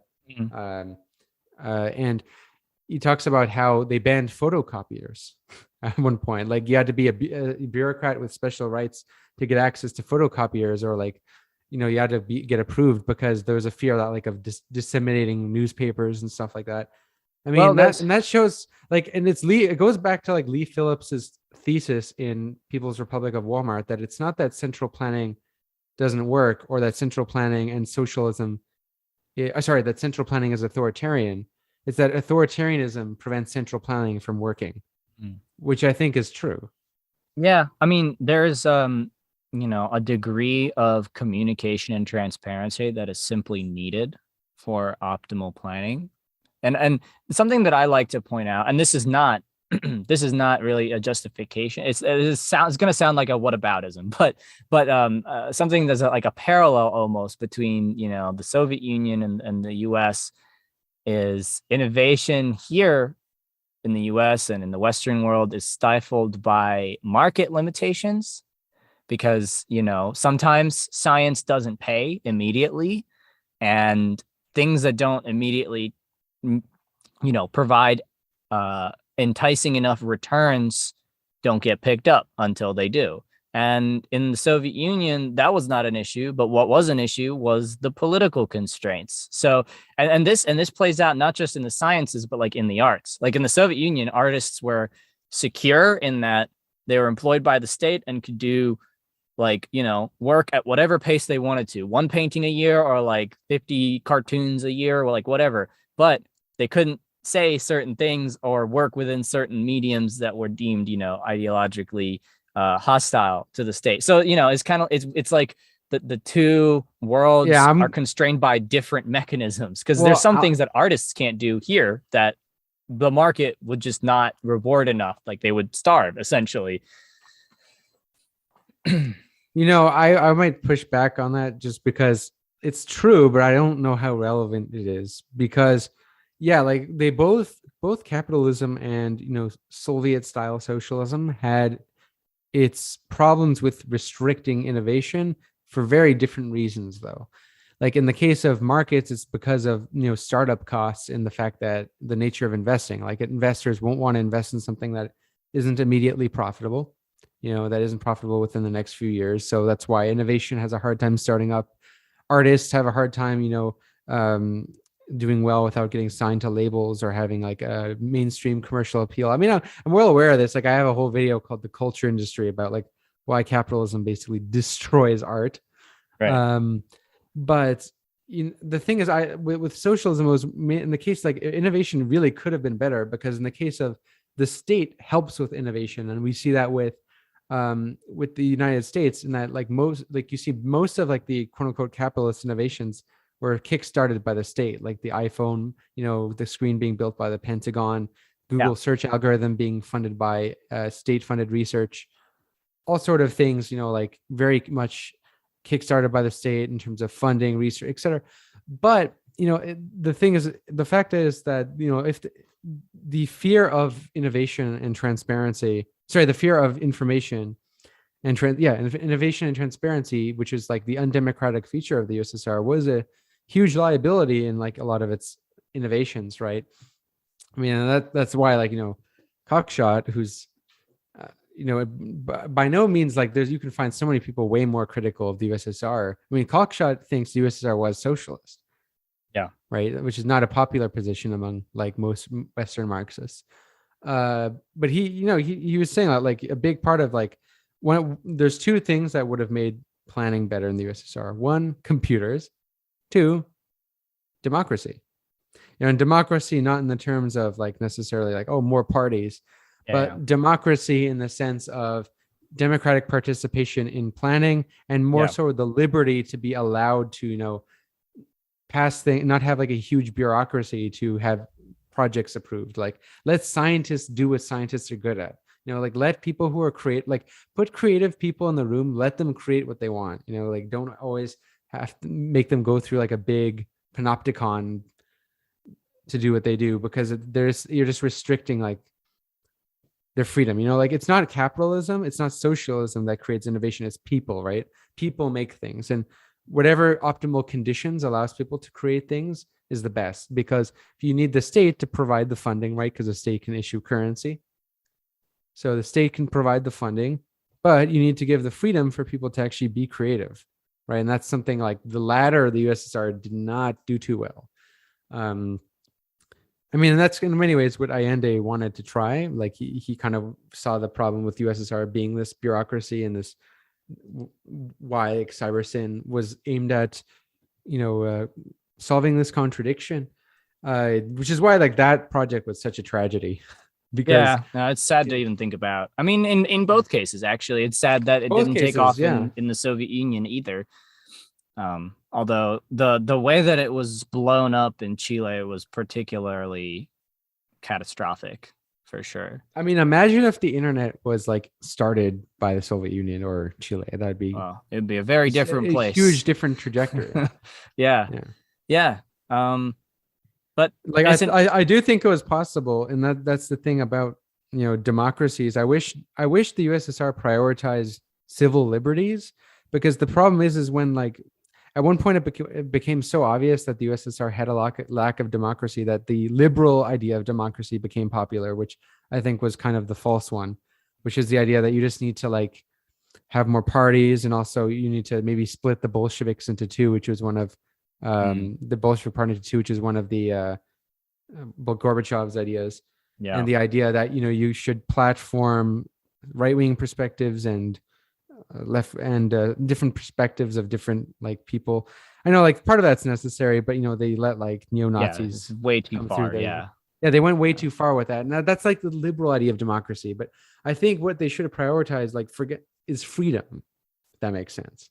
Like the problem is you can see it is just a fact, and this is the thing I think that the Marxist-Leninists really don't grapple with very well, is like the whole lack of democracy question. It's not just about like not having parties.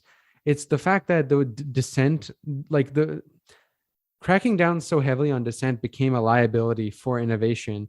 And they doomed themselves, I think, the USSR also by responding the way they did to Czechoslovakia, Hungary, with the leaders who wanted reforms, and the leader wanted reforms in Czechoslovakia, and the protests in Hungary, Budapest, right, 1958. With that, it's just not a hard power. Just if anything, it doesn't remove dissent. It just kind of pushes it into the back burner, and it makes people like afraid to do anything that challenges the state. And we talked about that in our previous podcast. But another thing that's more relevant to planning is also managers were structurally forget, like, not just out of like free speech and stuff, but also just the economic incentives. We're not incentivized to invest in new technology because they had to keep up quotas. It was productivity that was measured the hardest, that was rewarded the most. So if you were to, maybe take on some risks, adopt a new technology where you would not not be as productive for a few months or even a few years, you're just not incentivized to do that because you're not going to be rewarded to do that. So there was just a lack of risk taking in the Soviet Union. Like they should have prioritized that a lot more. And I think that was eventually, Gorbachev wanted to do that, but it was like way too late. Well, it was also done in very precarious frameworks, and the circumstances were basically fertile grounds for a much more destructive subversion by party members. Because there was like two different like currents of socialism challenging the Soviet Marxist-Leninist current. There's a bunch, but like one was like the market socialist and the social democracy, and then Gramscian Eurocommunism. And I think they listened too much to social democracy and not the Gramscian Eurocommunism, because the visions of democracy were highly different. Like in the case of like Gramscian Eurocommunism, they're talking about democracy more in terms of participation and freedom, whereas like social democracy had a very liberal idea of democracy, like of more parties, of platforming people of opposite perspectives and stuff like that. And like you said, it was done in like the most precarious way ever. This is where I become full tinfoil hat.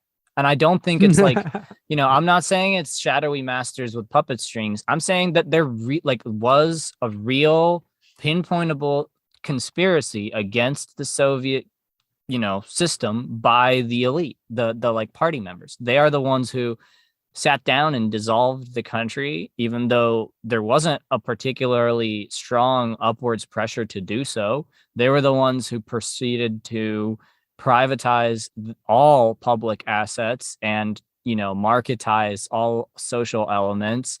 And nobody had been clamoring for that kind of change. They did that, right? Like they imposed that decision on the entire country and reaped the benefits of the chaos in that time. I think at a certain point, I can't say at what point, it became a calculated coup of sorts, in which some people benefited greatly and some people did not at all. Most people. So and the tricky thing too is it was hard, especially with Eastern Europe, to tell which resistance movements were, organic and which ones were kind of astroturfed. Because I truly think like the Hungary and Czech reformist movements were organic, but you had some that were very much like you could prove were orchestrated, like the one in Poland. Yeah, the one in Poland. Solidarność in Poland was that was totally astroturf. Yeah, it was because it was funded by like a bunch of liberal human rights groups and stuff, filled with a bunch of like people who call themselves market socialists, but turned out to not even be like socialists, remotely socialist, right? I mean, there's a book that talks about this, where it's more like an essay called "Markets in the Name of Socialism." I forget the name of the author, but there were like a lot of like real honest communists, especially in Hungary and Czech Republic, that wanted they more wanted to like have a workers' self-management and stuff like that. And I think there's some merit to these ideas. I think that's why with the USSR, right? It may have had like a non-capitalist mode of surplus distribution, right, where the surplus was distributed in a collective way, wasn't distributed in an exploitative capitalist way. But at the same time, its relations of production were very capitalistic, like in terms of top-down bureaucrats. You had central planners telling bureaucrats what to do, and then central planners telling managers what to do, and then the managers would tell workers to do. There wasn't like a lot of freedom involved for like the actual workers, even though on paper, workers could join the party and participate on the not the central committee. What's it called? The one where like workers actually were represented. I always forget what it was called. Supreme Soviet, I think. Yeah. Oh, sure. Yeah. Central yeah. Committee is the party. Supreme Soviet, I think, is the government structure. Yeah. So the Supreme Soviets were like workers were able to participate, but they didn't have like democracy in the workplace all that much, you know? Whereas I think USSR, yes, Yugoslavia was better on this ground. And there was a lot of people, you know, in Czech Republic, Czechoslovakia, and Hungary who wanted this. And I think there was honest with that. But the problem is, you know, I think by crushing those movements with tanks made it worse, because then you had a bunch of, you know, liberals infiltrate eventual resistance movements that, you know, sometimes fooled people, and they got sympathies, like, you know, the one in Poland, like the Solidarity. I forget what it's called. Yes, in English it's Solidarity. Yeah, that one was totally astroturf. Yeah, and you had a lot of people who were used anti-Sovietism as anti-communism. Like Solzhenitsyn started off as just an anti-Stalinist guy who ended up just being an anti-Marxist. Wow, anti-Semite even. Yeah, no, he's a total piece of shit. Like Solzhenitsyn, don't even get me started. Like that's when I put on my tinfoil hat. Oh yeah, yeah, dude, it's like Solzhenitsyn is like Jesus.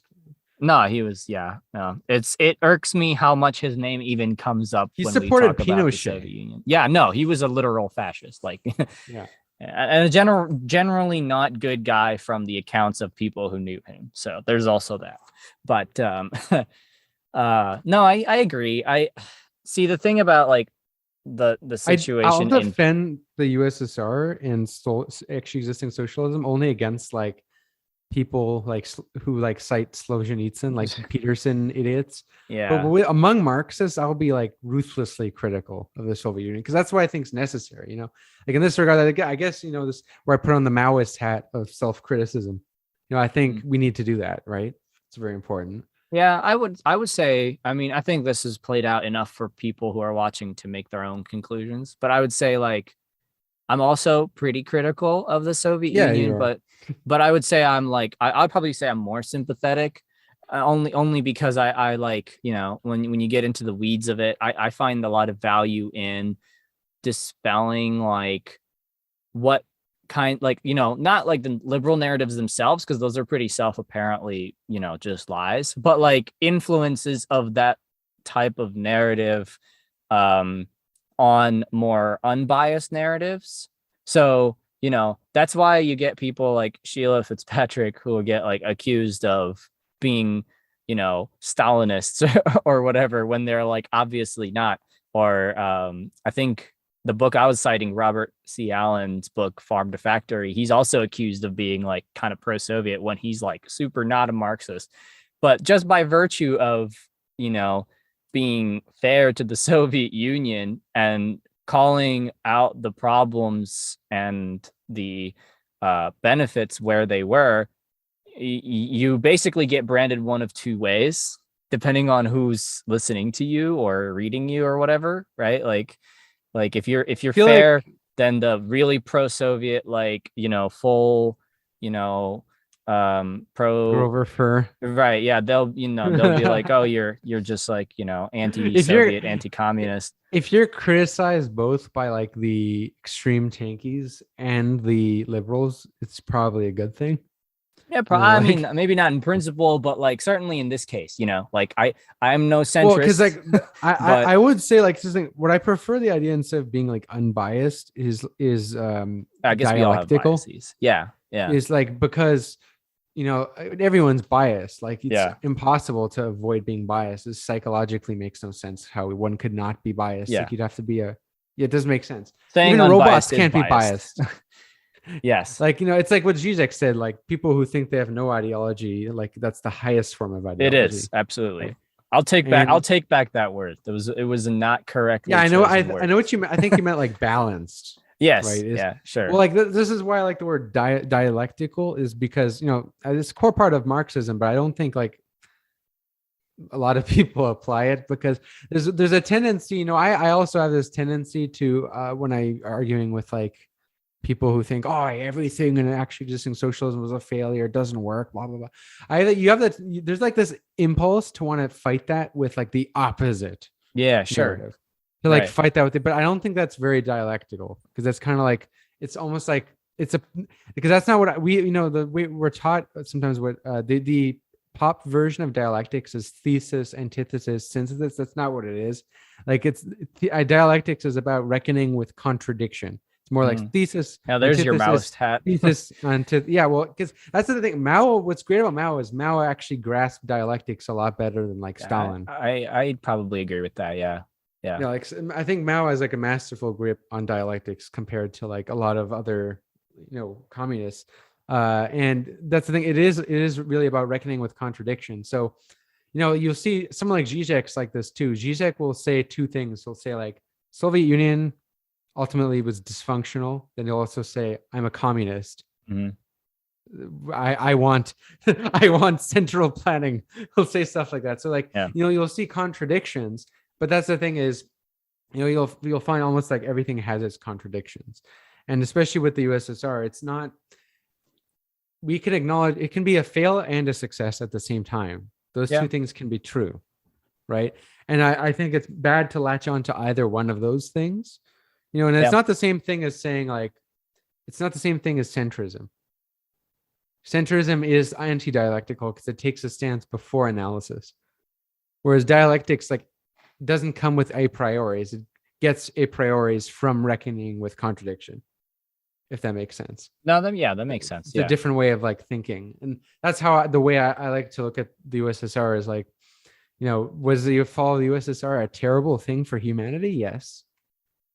Was it a system that had aspects of it that didn't work? Yes. Oh yeah.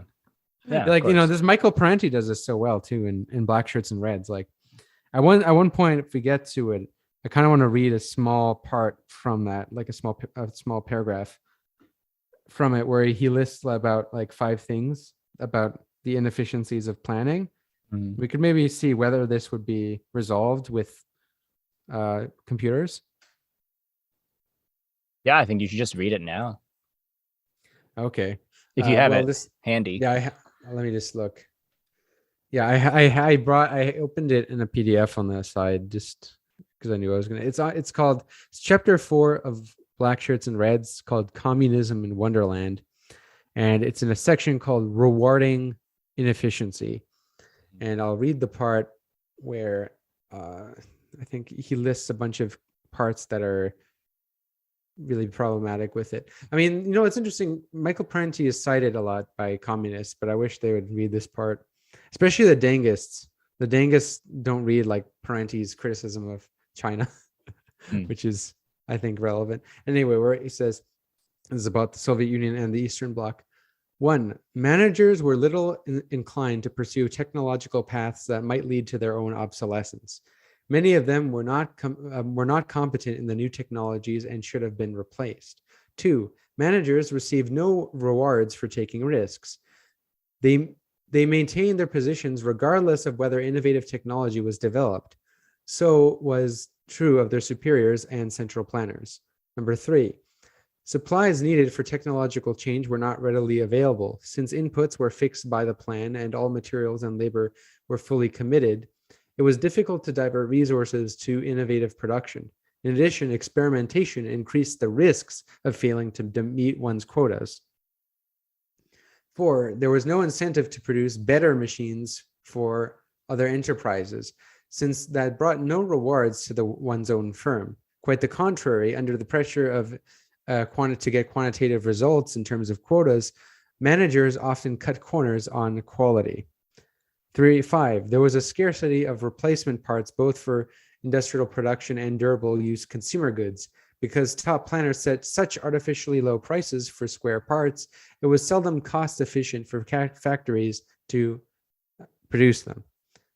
I mean, there's one more other, I might skip a few. I don't want to read all of them, but because producers did not pay real value prices for raw materials, fuel, and other things, enterprises often use them inefficiently. Now, the prices thing, to add another point, reminded me of the price signal argument often made by economists on the USSR, which has some truth, because a frequent problem that would occur was, because like I'm not against having price controls. I think price controls are by and large a good thing, and that's what kept inflation from happening. But because like things like bread and various like goods were kept artificially low, like very, very low prices, people would often buy way more than they actually needed.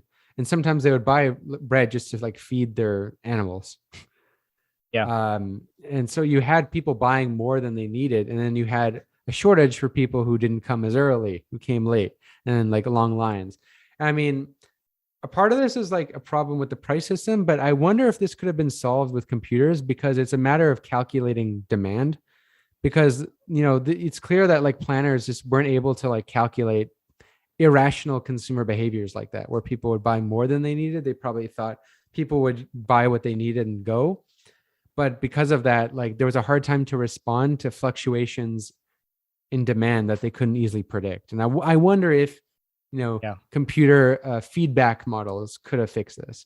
Well, yeah. I mean, there's even in like a lot of macroeconomics these days, there's a lot of models that seek to anticipate behavior based on like unforeseen shocks.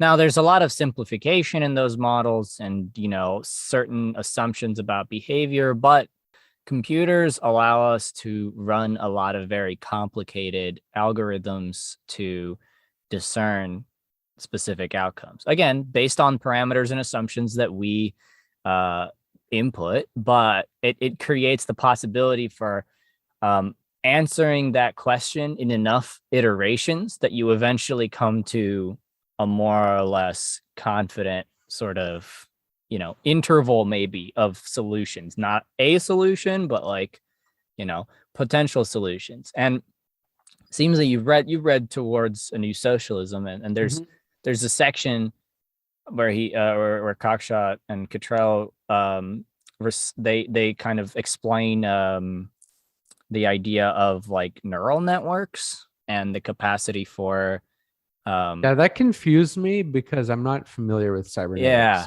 But Yeah, I mean, those parts of the book were always confusing to me. I'm But no it seemed computer interesting. scientist, but my understanding is there's ways to get computers to learn how to respond to shocks in a fairly organic way, yeah, so I won't say more than that because I know some person who knows computers is going to be like, you don't know what you're talking about. But basically, like there's a lot of avenues that computerized planning could have eventually opened up that address a lot of the points that Parenti makes. And certainly the idea of like the central problem of internalizing your interests and the interests of like the entire system, because the firm will think only really about itself and like maximize its own potential and earnings and whatever, or earnings maybe not in a monetary sense in the Soviet context, but maximize its own sort of like utility within the context of this whole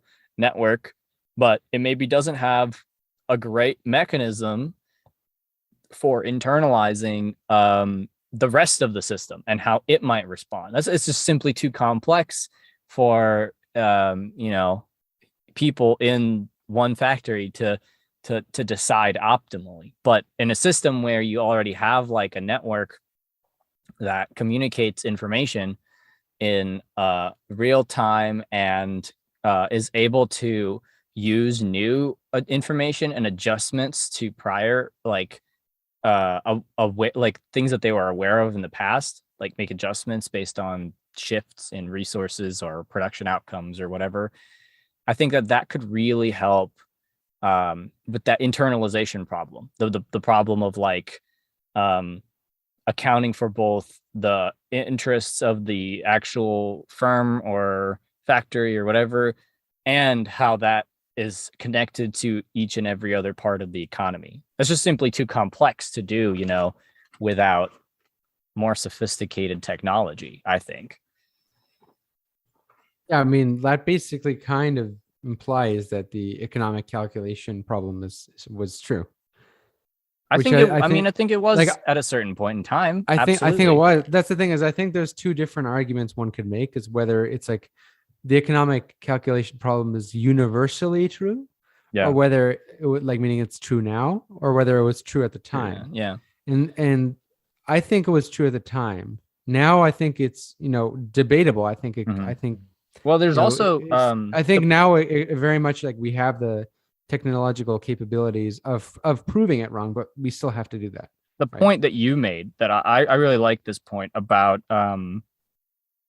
planning versus markets, and at what point one surpasses the other as a superior form of like resource allocation and whatnot.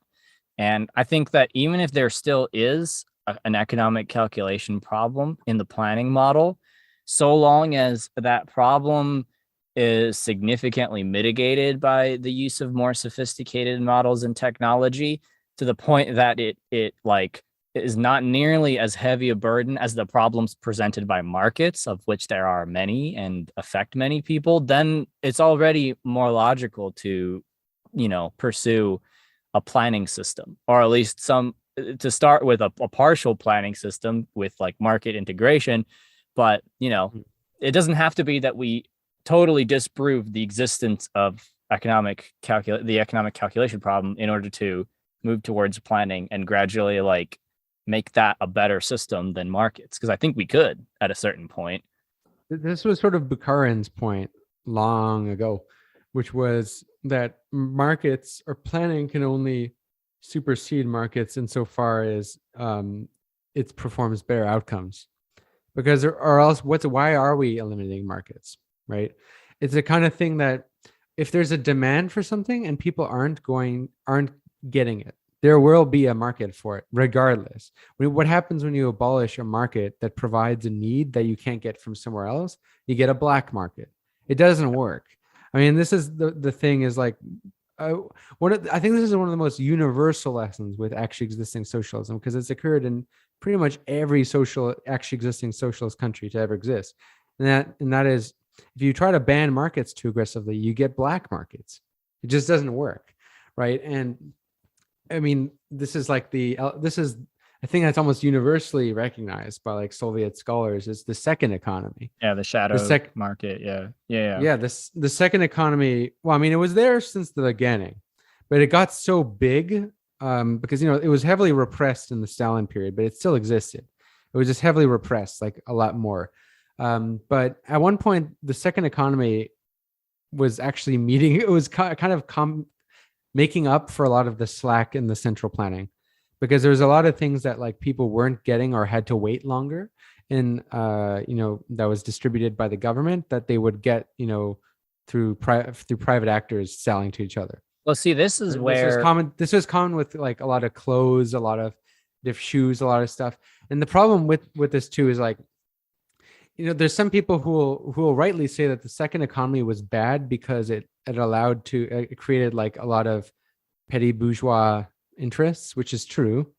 That did happen, and also it also created like even worse incentives, because some people would go to like the state-owned stores, buy a bunch of shoes, and then sell them on the black market.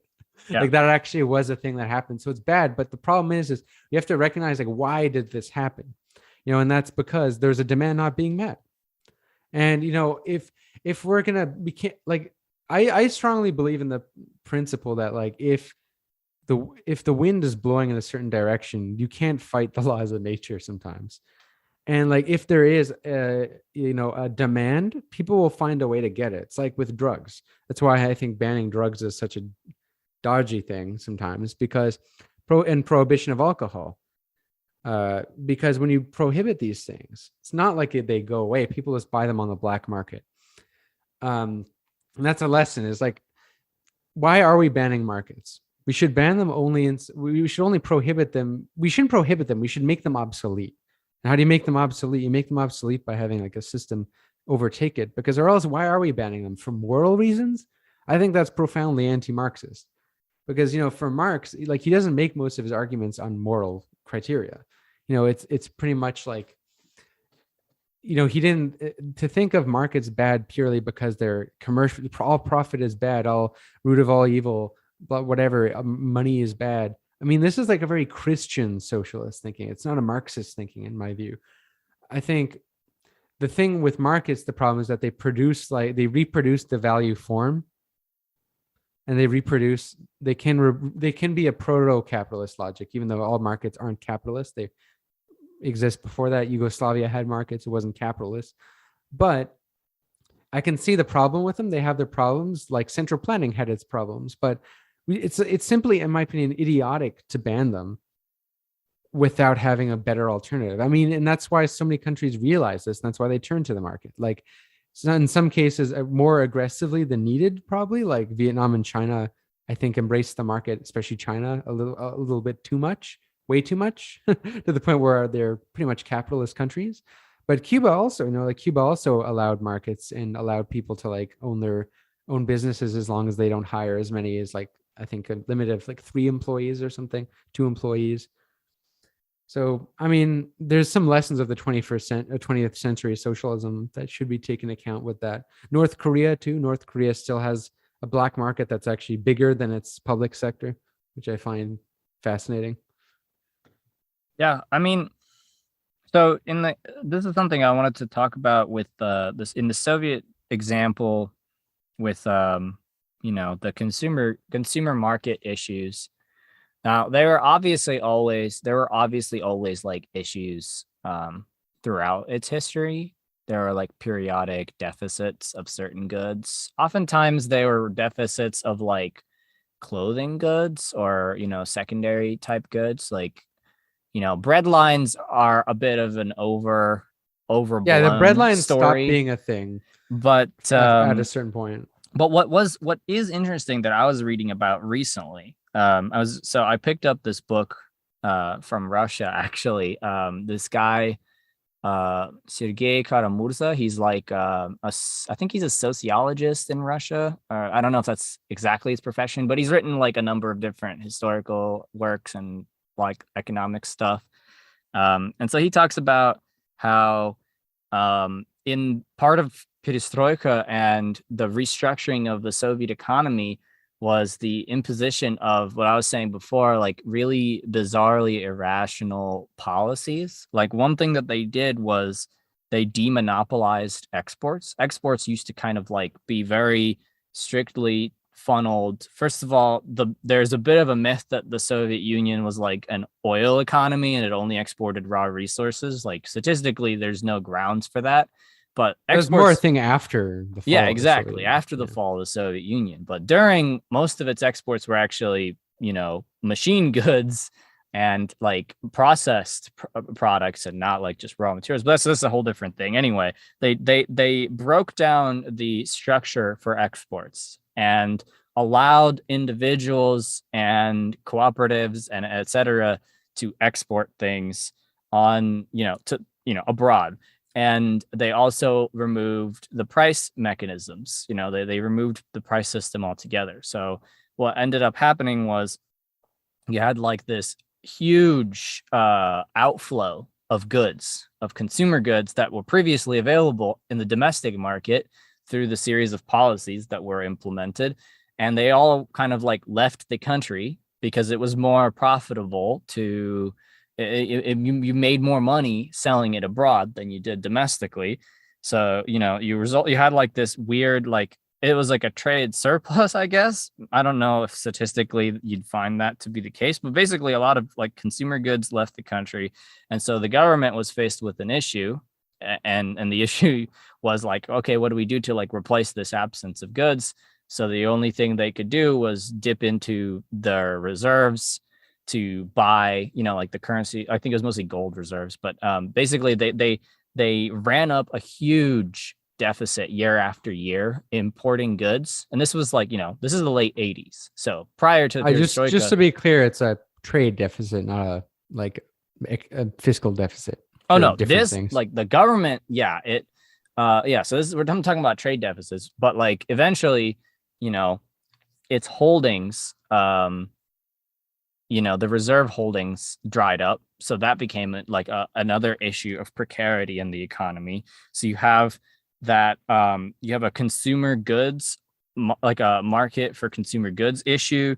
You have like drying up reserves. People still have like wages actually went up in this time. So people were they were finding themselves with a lot of money that they couldn't use for goods.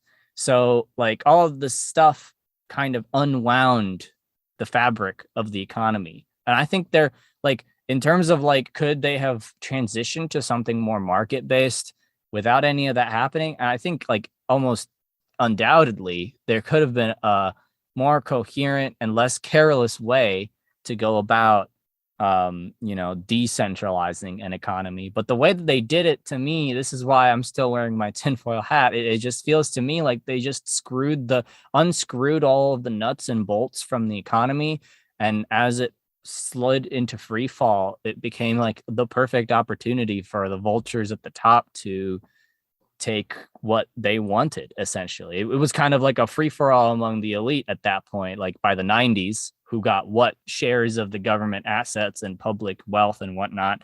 So this is like one example where Glasnost, I think the political reforms were pretty straightforward, and I would say mostly like a net positive. But like Perestroika was a series of I totally agree. Incoherent, there are Russians I know who say that the economic reforms were just flat out a whole scheme to destroy the economy. Now, I don't think that it was it was not that deliberate, but it was at the very least dangerously reckless. And then that recklessness was monopolized by people who absolutely did have bad intentions.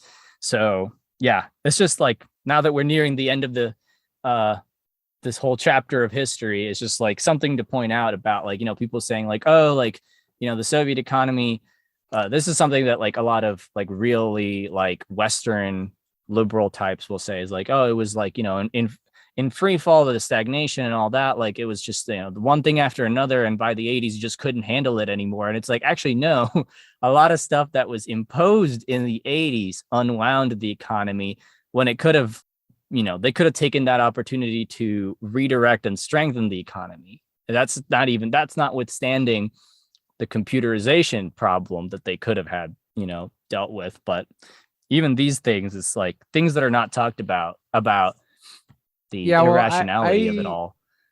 I definitely don't think Perestroika made things better. I mean, Perestroika made things a lot worse, I would say. But I don't think it was the cause of stagnation. No, I'm not saying it was, but stagnation. But that's the position I've heard leftists like on the ML side say, is that things were going fine until Perestroika. Then you had the bread lines, then you had the long lines. And the thing with Perestroika is that it just left too many cracks, like allowed the reactionaries to really have a lot of power and really take advantage of an already stagnating system. Well, it was and then the case of like allowing private actors, it didn't change much because it was already like a black market. So it's not like allowing more legal capitalism. That didn't really help anything. Well, like, I mean, I also, because like the cracks in the economy that were very strong in the Brezhnev period. I mean, like there is such a widespread apathy in the Brezhnev era. I mean, where, there's a slogan that is often people like to joke about, is, you ever heard the saying, they pretend to work, I pretend to pay them. Yeah. And like this all boils down, in my opinion, to the incentives of like wage leveling and also bureaucracy and also lack of workplace democracy, like those three specifically. So you could boil that down to like, when I say democracy, I mean in a more Marxist sense, obviously. Yes, like of course. So like, there was a lack of democracy in the Marxist sense, right? And lack of good incentives. Like the wage leveling, I think, was so catastrophic. I mean, it's another Michael Parenti paragraph right here, whereas, the system itself rewarded evasion and non-compliance. Thus, the poorer the performance of the collective farm, the more substantial and the subsidy, and the less demanded in the way of work quotas. The more firms produced, the higher quotas they were given. The poorer the performance of plumbers and mechanics, the less burdened they were with calls and quotas. The poorer the restaurant service was, the fewer number of clients and they had to serve, and the more food over to take home for themselves or sell on the black market. The last things restaurants wanted was more satisfied consumers who would then return to dine at the officially fixed low prices. Not surprisingly, work discipline left much to be desired. There was a clerk yeah, okay, the rest is a story, but yeah, you get the point. The incentives were fucked. Like that, to me, that's the biggest takeaway. Is whenever I read about this in the bureaucracy, it reminds me of a little bit of like the stereotypes of government work in Canada. And it seemed like that was like widespread throughout the USSR. And I think, this proves that this is not something exclusive to socialism. No, but it's a problem that is just not good. Like, that's why I honestly, when it comes to bureaucracy, I almost turn on my like anarchist hat just because of like experiences and like with bureaucracy firsthand, and me thinking to myself, like, this society is better than what exists now in like Russia, but I would not want to like this. I would not want this system, like if I was alive in the USSR, I would probably be a reformer, even though if we can look in retrospect as to like reformers, like the way reforms were not taken in a very well calculated way. I would say I would be a cyberneticist, but like reform in not in the privatization sense. But yeah. Oh, me neither. But I think I would have been supportive of like democratic reforms as well as sure. But it was never also like cybernetics too. But I think we can't look at them separately. Like cybernetics. No, they're very connected. That required democracy, and that would have itself helped eliminate the bureaucracy. Absolutely. Yeah. They were that's the part of the abolish problem itself. That's why bureaucracy. Right. Yeah, that's why it was rejected. That's why cybernetics was rejected, because the political implications were just too radical, unfortunately. So I mean, this is where the Maoists are kind of right too, is like the need of the cultural revolution or of some sort. And I think, that idea was dangerous at the time with like, that's another debate. I'm not going to debate about that. Actually, I don't want to open that can of worms. But like, I think that like, okay, the reason why Maoists say we needed a cultural revolution was part of like the experience of the USSR and the bureaucracy being completely out of touch with the working class and also not receptive to like newer innovations and demands. So and it's not going to dissolve itself, right? So like, how do you dissolve it? You can do what Stalin tried to do, and you can like have a lot of them executed or sent to Siberia, which I don't think works very well, because then you don't get less bureaucrats, you just get more bureaucrats who pretend to like you. I think, really cybernetics would have been a big step in the right direction, because you need like, you can eliminate a problem or you can make the problem obsolete. And I think it's different. When you make it obsolete, you like create an alternative that makes something irrelevant and useless, as opposed to like just trying to remove it out of existence, if that makes sense. Yeah, no, I mean, I think that's that's a big part of my philosophy, is like, I'm very skeptical of like manipulate. I know like this, I hate how liberals co-opt what sound like good arguments and what could be our good arguments, but like going against nature, so to speak.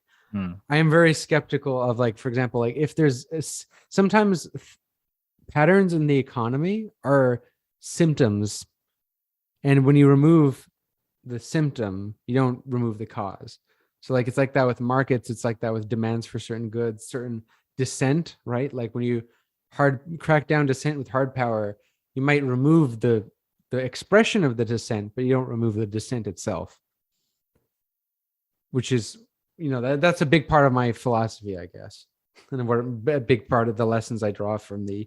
I totally agree. I think that was a massive oversight and failure in the Soviet experiment, because you can't I don't know, I can't frame it better than what you said about rendering something obsolete. I think that makes complete sense. I think something like computerization of the economic system could have rendered obsolete a lot of what seemed like timeless issues, and potentially could have proven just by outcome its superiority to, you know, a Western capitalist or even market socialist model.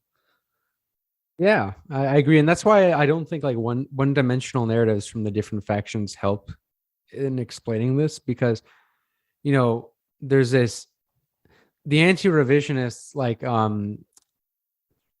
know, and there's the Maoist anti-revisionists, but the ones who are way worse are the Hoshists, in my view, who see like any sort of markets is bad.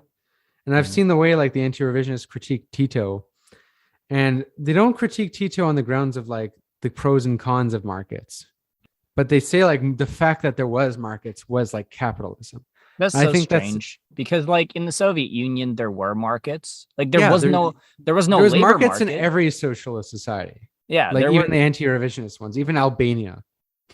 like what this is probably, I don't want to say too much about this because it's for the patron special, but there was an absence, in my opinion, for most of the Soviet Union's history, a labor market and a money market, which are two very integral parts of capitalism. So, you know, hint, hint as to my opinion on, you know, the Soviet Union's economic system, but like, that doesn't mean there weren't markets. Like, there were agricultural markets pretty much for the entirety of Soviet history. There were like consumer good markets as well that were actually not even entirely like state. There was drug driven. markets. There was prostitution. Yeah, that's true. There was markets, there was also black all markets. sort of markets. Yeah, absolutely. I think it's a very non-anthropological view to think like, oh, markets or no markets. Like, yeah, actually, markets have always been a thing. Actually, even Marx talks about this in like volume 3. He talks about like commercial capital, like merchants' capital, essentially, and how it existed before capitalism, and how in capitalism, as far back as the Islamic Spain, right? Markets. Oh, even honestly, probably even further back. But like, it transcends modes of production. The difference, the historicization is its role in the greater structure of each mode of production. So in capitalism, commercial capital, merchants' capital is subject to the logic of, like, you know, what Marx calls industrial capital, but like, you know, like value, what is it called? Like self-valorizing capital, essentially, right? But in previous modes of production, you did still have, like, you know, commercial capital, and also by connection to that, like markets and market systems, means of like resource distribution that are not just like based on traditional relations, like feudal relations.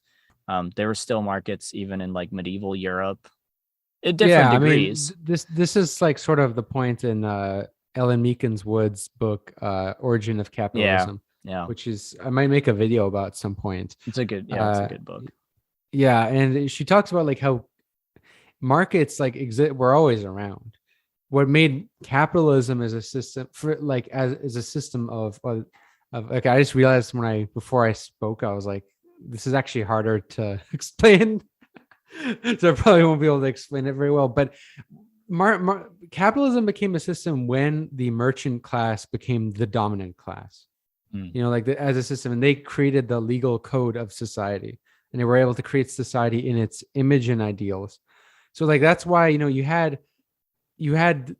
there's debates as when was the first capitalist society, often frequently described is the independent republics of Italian city-states of Genoa, Florence, and Venice, because that was the first times where merchants controlled the government, basically. And were able to, like, they were very short-lived, you know, like the early capitalist experiments didn't last very long. And then the Dutch Republic after, where you had like the merchants as a dominance class having more power than the king. And then, you know, where it became like a system that eventually exported itself into international system with England, obviously, right? Yeah. But as we see, like, you know, markets themselves are not inherently capitalistic. They have problems. We can, you know, say that, like, sure, in the same sense that money might have problems. But can you abolish it overnight? You know, this is the problem with anti-revisionists, is I think in many ways anti-revisionists have something in common with the left communists. I make a joke sometimes that the left communists are more Stalinist than Stalin, because like the left communists, their criticism of the USSR is always It had commodity production, but they didn't abolish the value form. And like they were a state capitalist, whatever. And yeah, like I think it's another one-dimensional narrative that comes from the same almost subtly moralistic argument about markets and this attempt to fast track socialism. And anyway, that might be revealing our biases a little, but if for those who want to hear what we think about the maybe class character of the USSR and the economy of it, whether it was capitalist or socialist, that's going to be on a patron-only podcast, which you can find on either of our patrons' Patreon pages, the Marxist Project or One Dime, or both if you're generous and like both of us. Yeah. So I mean, anything else you want to add? As far as promotions go, no. Or any like thoughts regarding like this. Yeah, I don't know. I mean, I feel like we're kind of wrapping up the Soviet history, you know, like we're getting to that perestroika and like Glasnost and the implications and how, I mean, like, I really think like Glasnost was very necessary. And I think that Glasnost could have, I agree. Could have happened. Openness was necessary. At the like in tandem with like say cybernetics. If they had implemented those two things together, I think that it could have drastically changed the direction for the country. Now I also like we've both said this, but like we also I think don't mean openness in the sense of like, oh, go ahead, Mr. Neo-Nazi, go talk on the like state television, yeah. You know, or let like, capitalists influence the elections. Right. Like that is like not... even America doesn't allow that. Like in America, if like China is not allowed to fund campaigns. Yeah. That's why the whole Russiagate thing was stupid, because that's like super illegal. Right.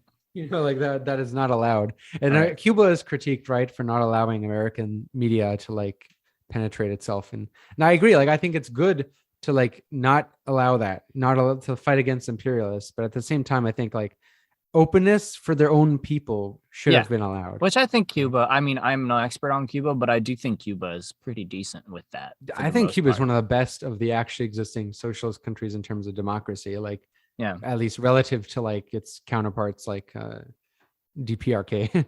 Yeah. So, you know, I mean, a lot of this discussion is, you know, as we say in America, shoulda, coulda, woulda. But I mean, I do think that like openness, which is glasnost in the Soviet context, is integral to a vision of socialism that is highly technologized and decentralized in the sense that it's got like a really high degree of participatory economics and politics. Now it's still centralized in the sense of like there's a central maybe like objective or trajectory or series of objectives for the economy as a whole that dictate one way or another what every locality might strive towards. But this is like why I think people should read up on like the viable systems model, like Stafford Beer's viable systems model, where he talks about like the way that you can create self-regulating systems on different tiers and how there's still like a nervous system, so to speak, like a brain and like a spinal cord that like relays information and makes like big picture decisions. And that may be like where the political participation comes in, you know, people voting on policies or representatives to vote on policies or stuff like that. But then, you know, each unit locality is capable of making a lot of day-to-day, week-to-week, and possibly even like month-to-month decisions of its own accord without necessarily needing to communicate, you know, or receiving constant orders from some main headquarters, so to speak. So, but yeah, that requires like a political openness that unfortunately a lot of prior socialist experiments have not had. And I think it's at least important to recognize that they haven't had that because of the pressures and circumstances that they were in. And this is like a debate I don't have an answer for, because I look at like Allende's Chile and I'm like, there's an example of an attempt to be very politically open and like, you know, pursue cybernetic socialism without too much clamping down on any kind of dissent. But then look how that ended, Well, this is where I think Allende is an example of why Glasnost was a good idea, but why Perestroika was a bad idea. Because, the fact that Allende didn't crack down on any political opponents, right? Like for me, I have the principle, instead of this idea of authoritarian versus non-authoritarian, it's more like I'm anti-totalitarian. And I believe in the idea of like being kind with your people and ruthless with your political enemies, ruthless with the powerful. So what I mean is like, I think regular citizens, regular dissenters who have no power, like just if you criticize the government, you don't have power. What's wrong with that? Why not allow that? Like, just you should allow different ideas. I think pluralism is good. But when you allow your political opponents to, number one, be like funded by the bourgeoisie, and for the military to organize like in a radical faction trying to overthrow your government, like you should have the right to totally purge those elements. Yeah. Or well, that's prevent the thing. it. The thing is, I think there's ways of doing it. Like for me, this is a whole other discussion on its own, but one of my proposals is to how to deal with like the question of conservative parties, because it's an ugly reality that I think like the social democrats are totally naive about. Like when I read Bhaskar Sankara's Socialist Manifesto, I was just shocked by the level of naivety about like his position to like all the other parties in elections. And we have to neutralize the conservative and bourgeois parties, but like, how do you do that? You don't have to kill them. You don't have to send them to gulags. But like, I think you can use the laws, right, to basically prohibit funding for them completely. You can prohibit how rich some people are allowed to be. Like, I believe in the Lenin principle of like bureaucrats being paid working men's wages. Mm-hmm. And like, for sure. when you do something like that, you really cut out a lot of the snakes, Yeah. No, and the thing is, like, bureaucrats in the Soviet Union, even in the later years, were not raking in big cash. The problem is they enjoyed non-monetary privileges that they themselves over time, to secret markets. Yeah, stuff. They set that up for themselves over time. By the end of the Soviet Union, they really were a very privileged, again, I don't want to say class, but like, stratum. We'll save that for the Patreon one. Yeah. But I think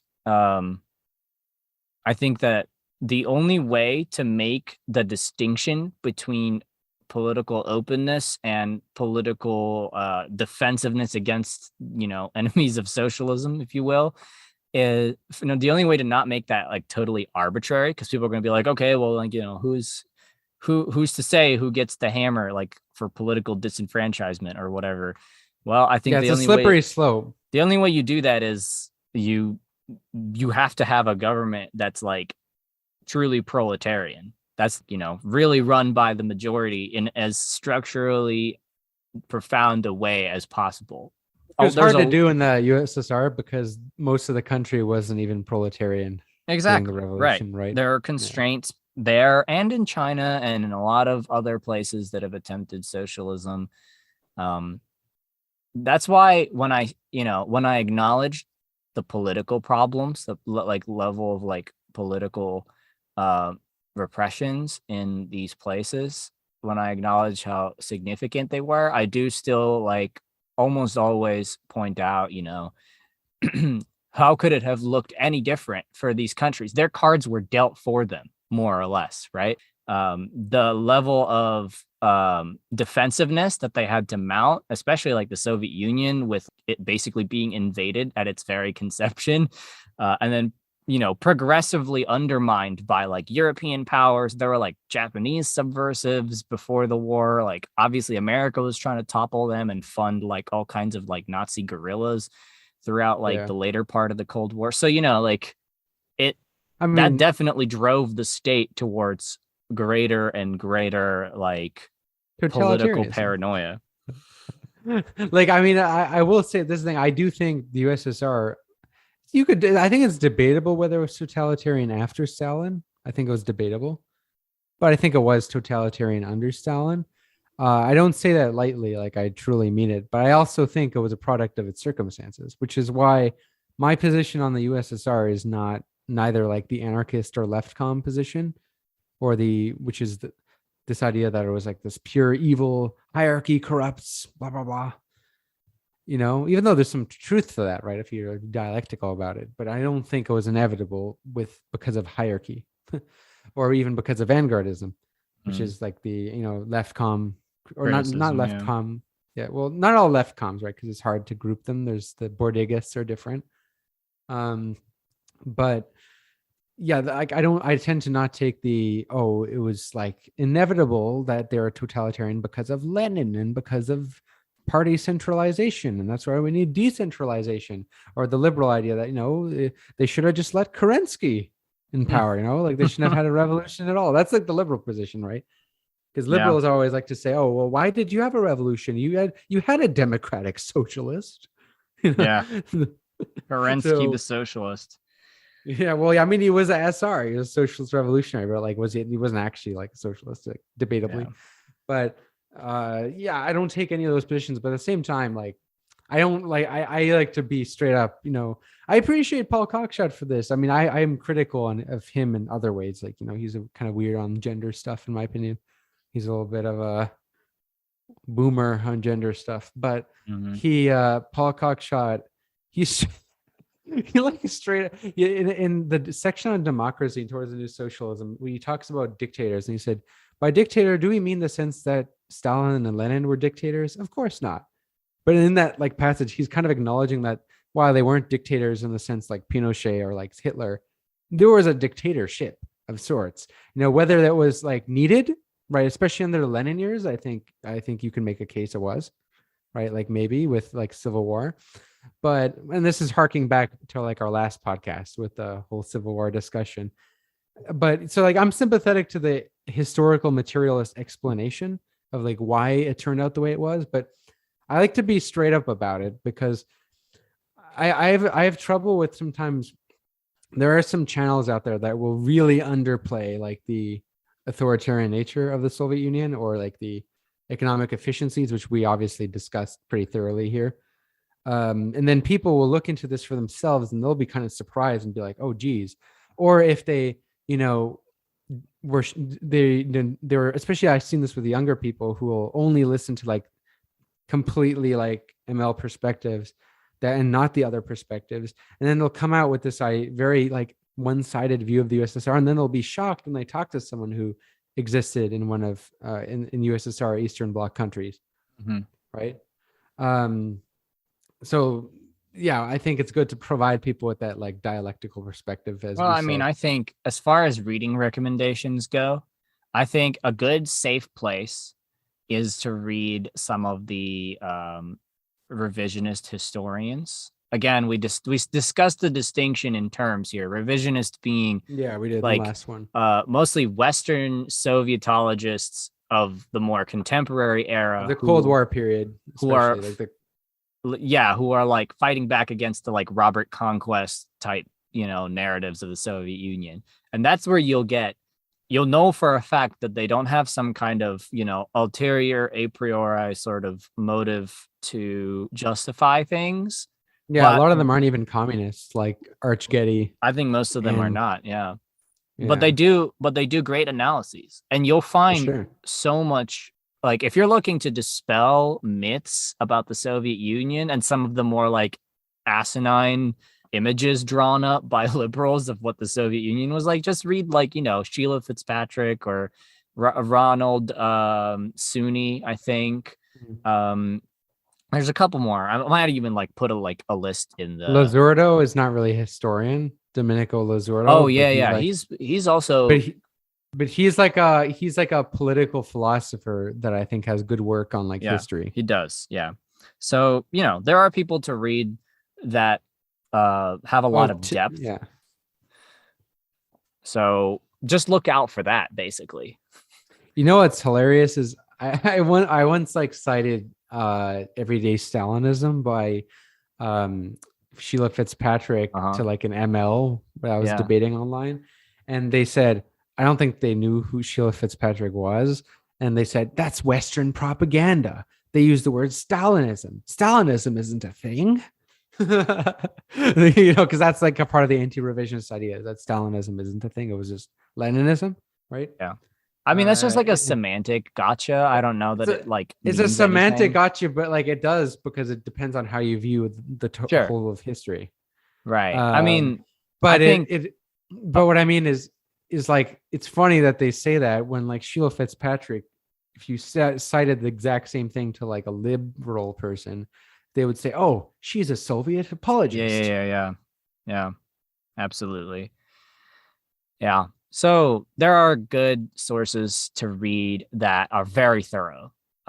In fact, I definitely will compile like a little bit of like, there's like some collection. The only person you're allowed to read is Grover Furr. You can only read Grover Furr. If you don't read Grover Furr, it's propaganda. It's a conspiracy by radical trots who are actually just neocons who want to destroy communism. And it's why you should only read Grover Furr. Daddy Stalin did nothing wrong. It's too bad that there isn't more like overlap in literature in terms of like language, because there's also obviously a good amount of non-English scholarship on this time period that could also be useful to Westerners who maybe haven't been exposed to some of that information. I will say I do think that like a lot of Russian-speaking sources tend to be more partial to the Soviet Union, but that's not to say that they're uncritical, and they do have a lot of very interesting, information. So yeah, being partial is different than being like a cocksucker. Yeah. Like, you know what I mean? Like, so someone like Grover Furr, it's like, he almost does this. He has like and you can take Grover Furr's Khrushchev coup and take. Grover Furr is a shit on the Great Purges, and take J.R.H. Getty's The Origins of the Great Purges and find similar findings, but completely different conclusions. Yeah. Because like Grover Furr will say, oh, see, the estimates were actually 700,000. Therefore, like in his head, that's like 0 people. Mm-hmm. Do you know what I mean? Just because it wasn't like 10 million or something. Yeah. The way that's kind of, it's a very undialectical way to see things. It's not reckoning with the contradiction, and it's and also this idea that it wasn't Stalin who killed all those people, it was the NKVD, and he might have not known about it. Actually, Stalin wanted more democracy. So okay, like it's not just Stalin. Do you know what I mean? When people talk about like Stalinism, it's not like he was like this omnipresent dictator that decided everything. It's like the whole regime, Yeah. So we're not. Well, that's exactly what you get when you read the like historians who are revisionists, is you get like a more comprehensive view that on the one hand is like it obviously was not just Stalin, and on the other hand is still like candid about the degree of like repressions and shortcomings in the system, but it's just a good analysis to start with to build like a better foundation for understanding that time period. We're probably done with like most of the history of the Soviet Union. I mean, I think the next, because like there's no point in really talking about Yeltsin because you have such a good video on that. And people can just watch that about just watch my video. Yeah. just watch your video called How Freedom Came to Russia, because that picks up roughly where we're leaving off. That is true. Yeah, exactly. So like just watch that. I mean, I think this is the thing to me is like the fact that shock therapy failed in Russia is fairly obvious.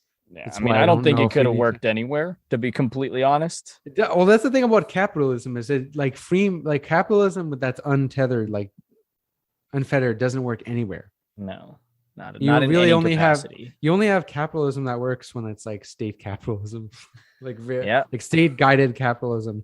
Yeah. Or it's absolutely not just that. There's also like a bunch of factors, but yeah, I don't know. That's another debate. But there's some people who will say, what do you mean capitalism was brought to the USSR? It was always capitalist. Uh-huh. It was this capitalist. It was commodity production. Although I will market. say the worst. We'll save that for the worst we'll save that for people there. are I don't the think ones. the. No, go ahead.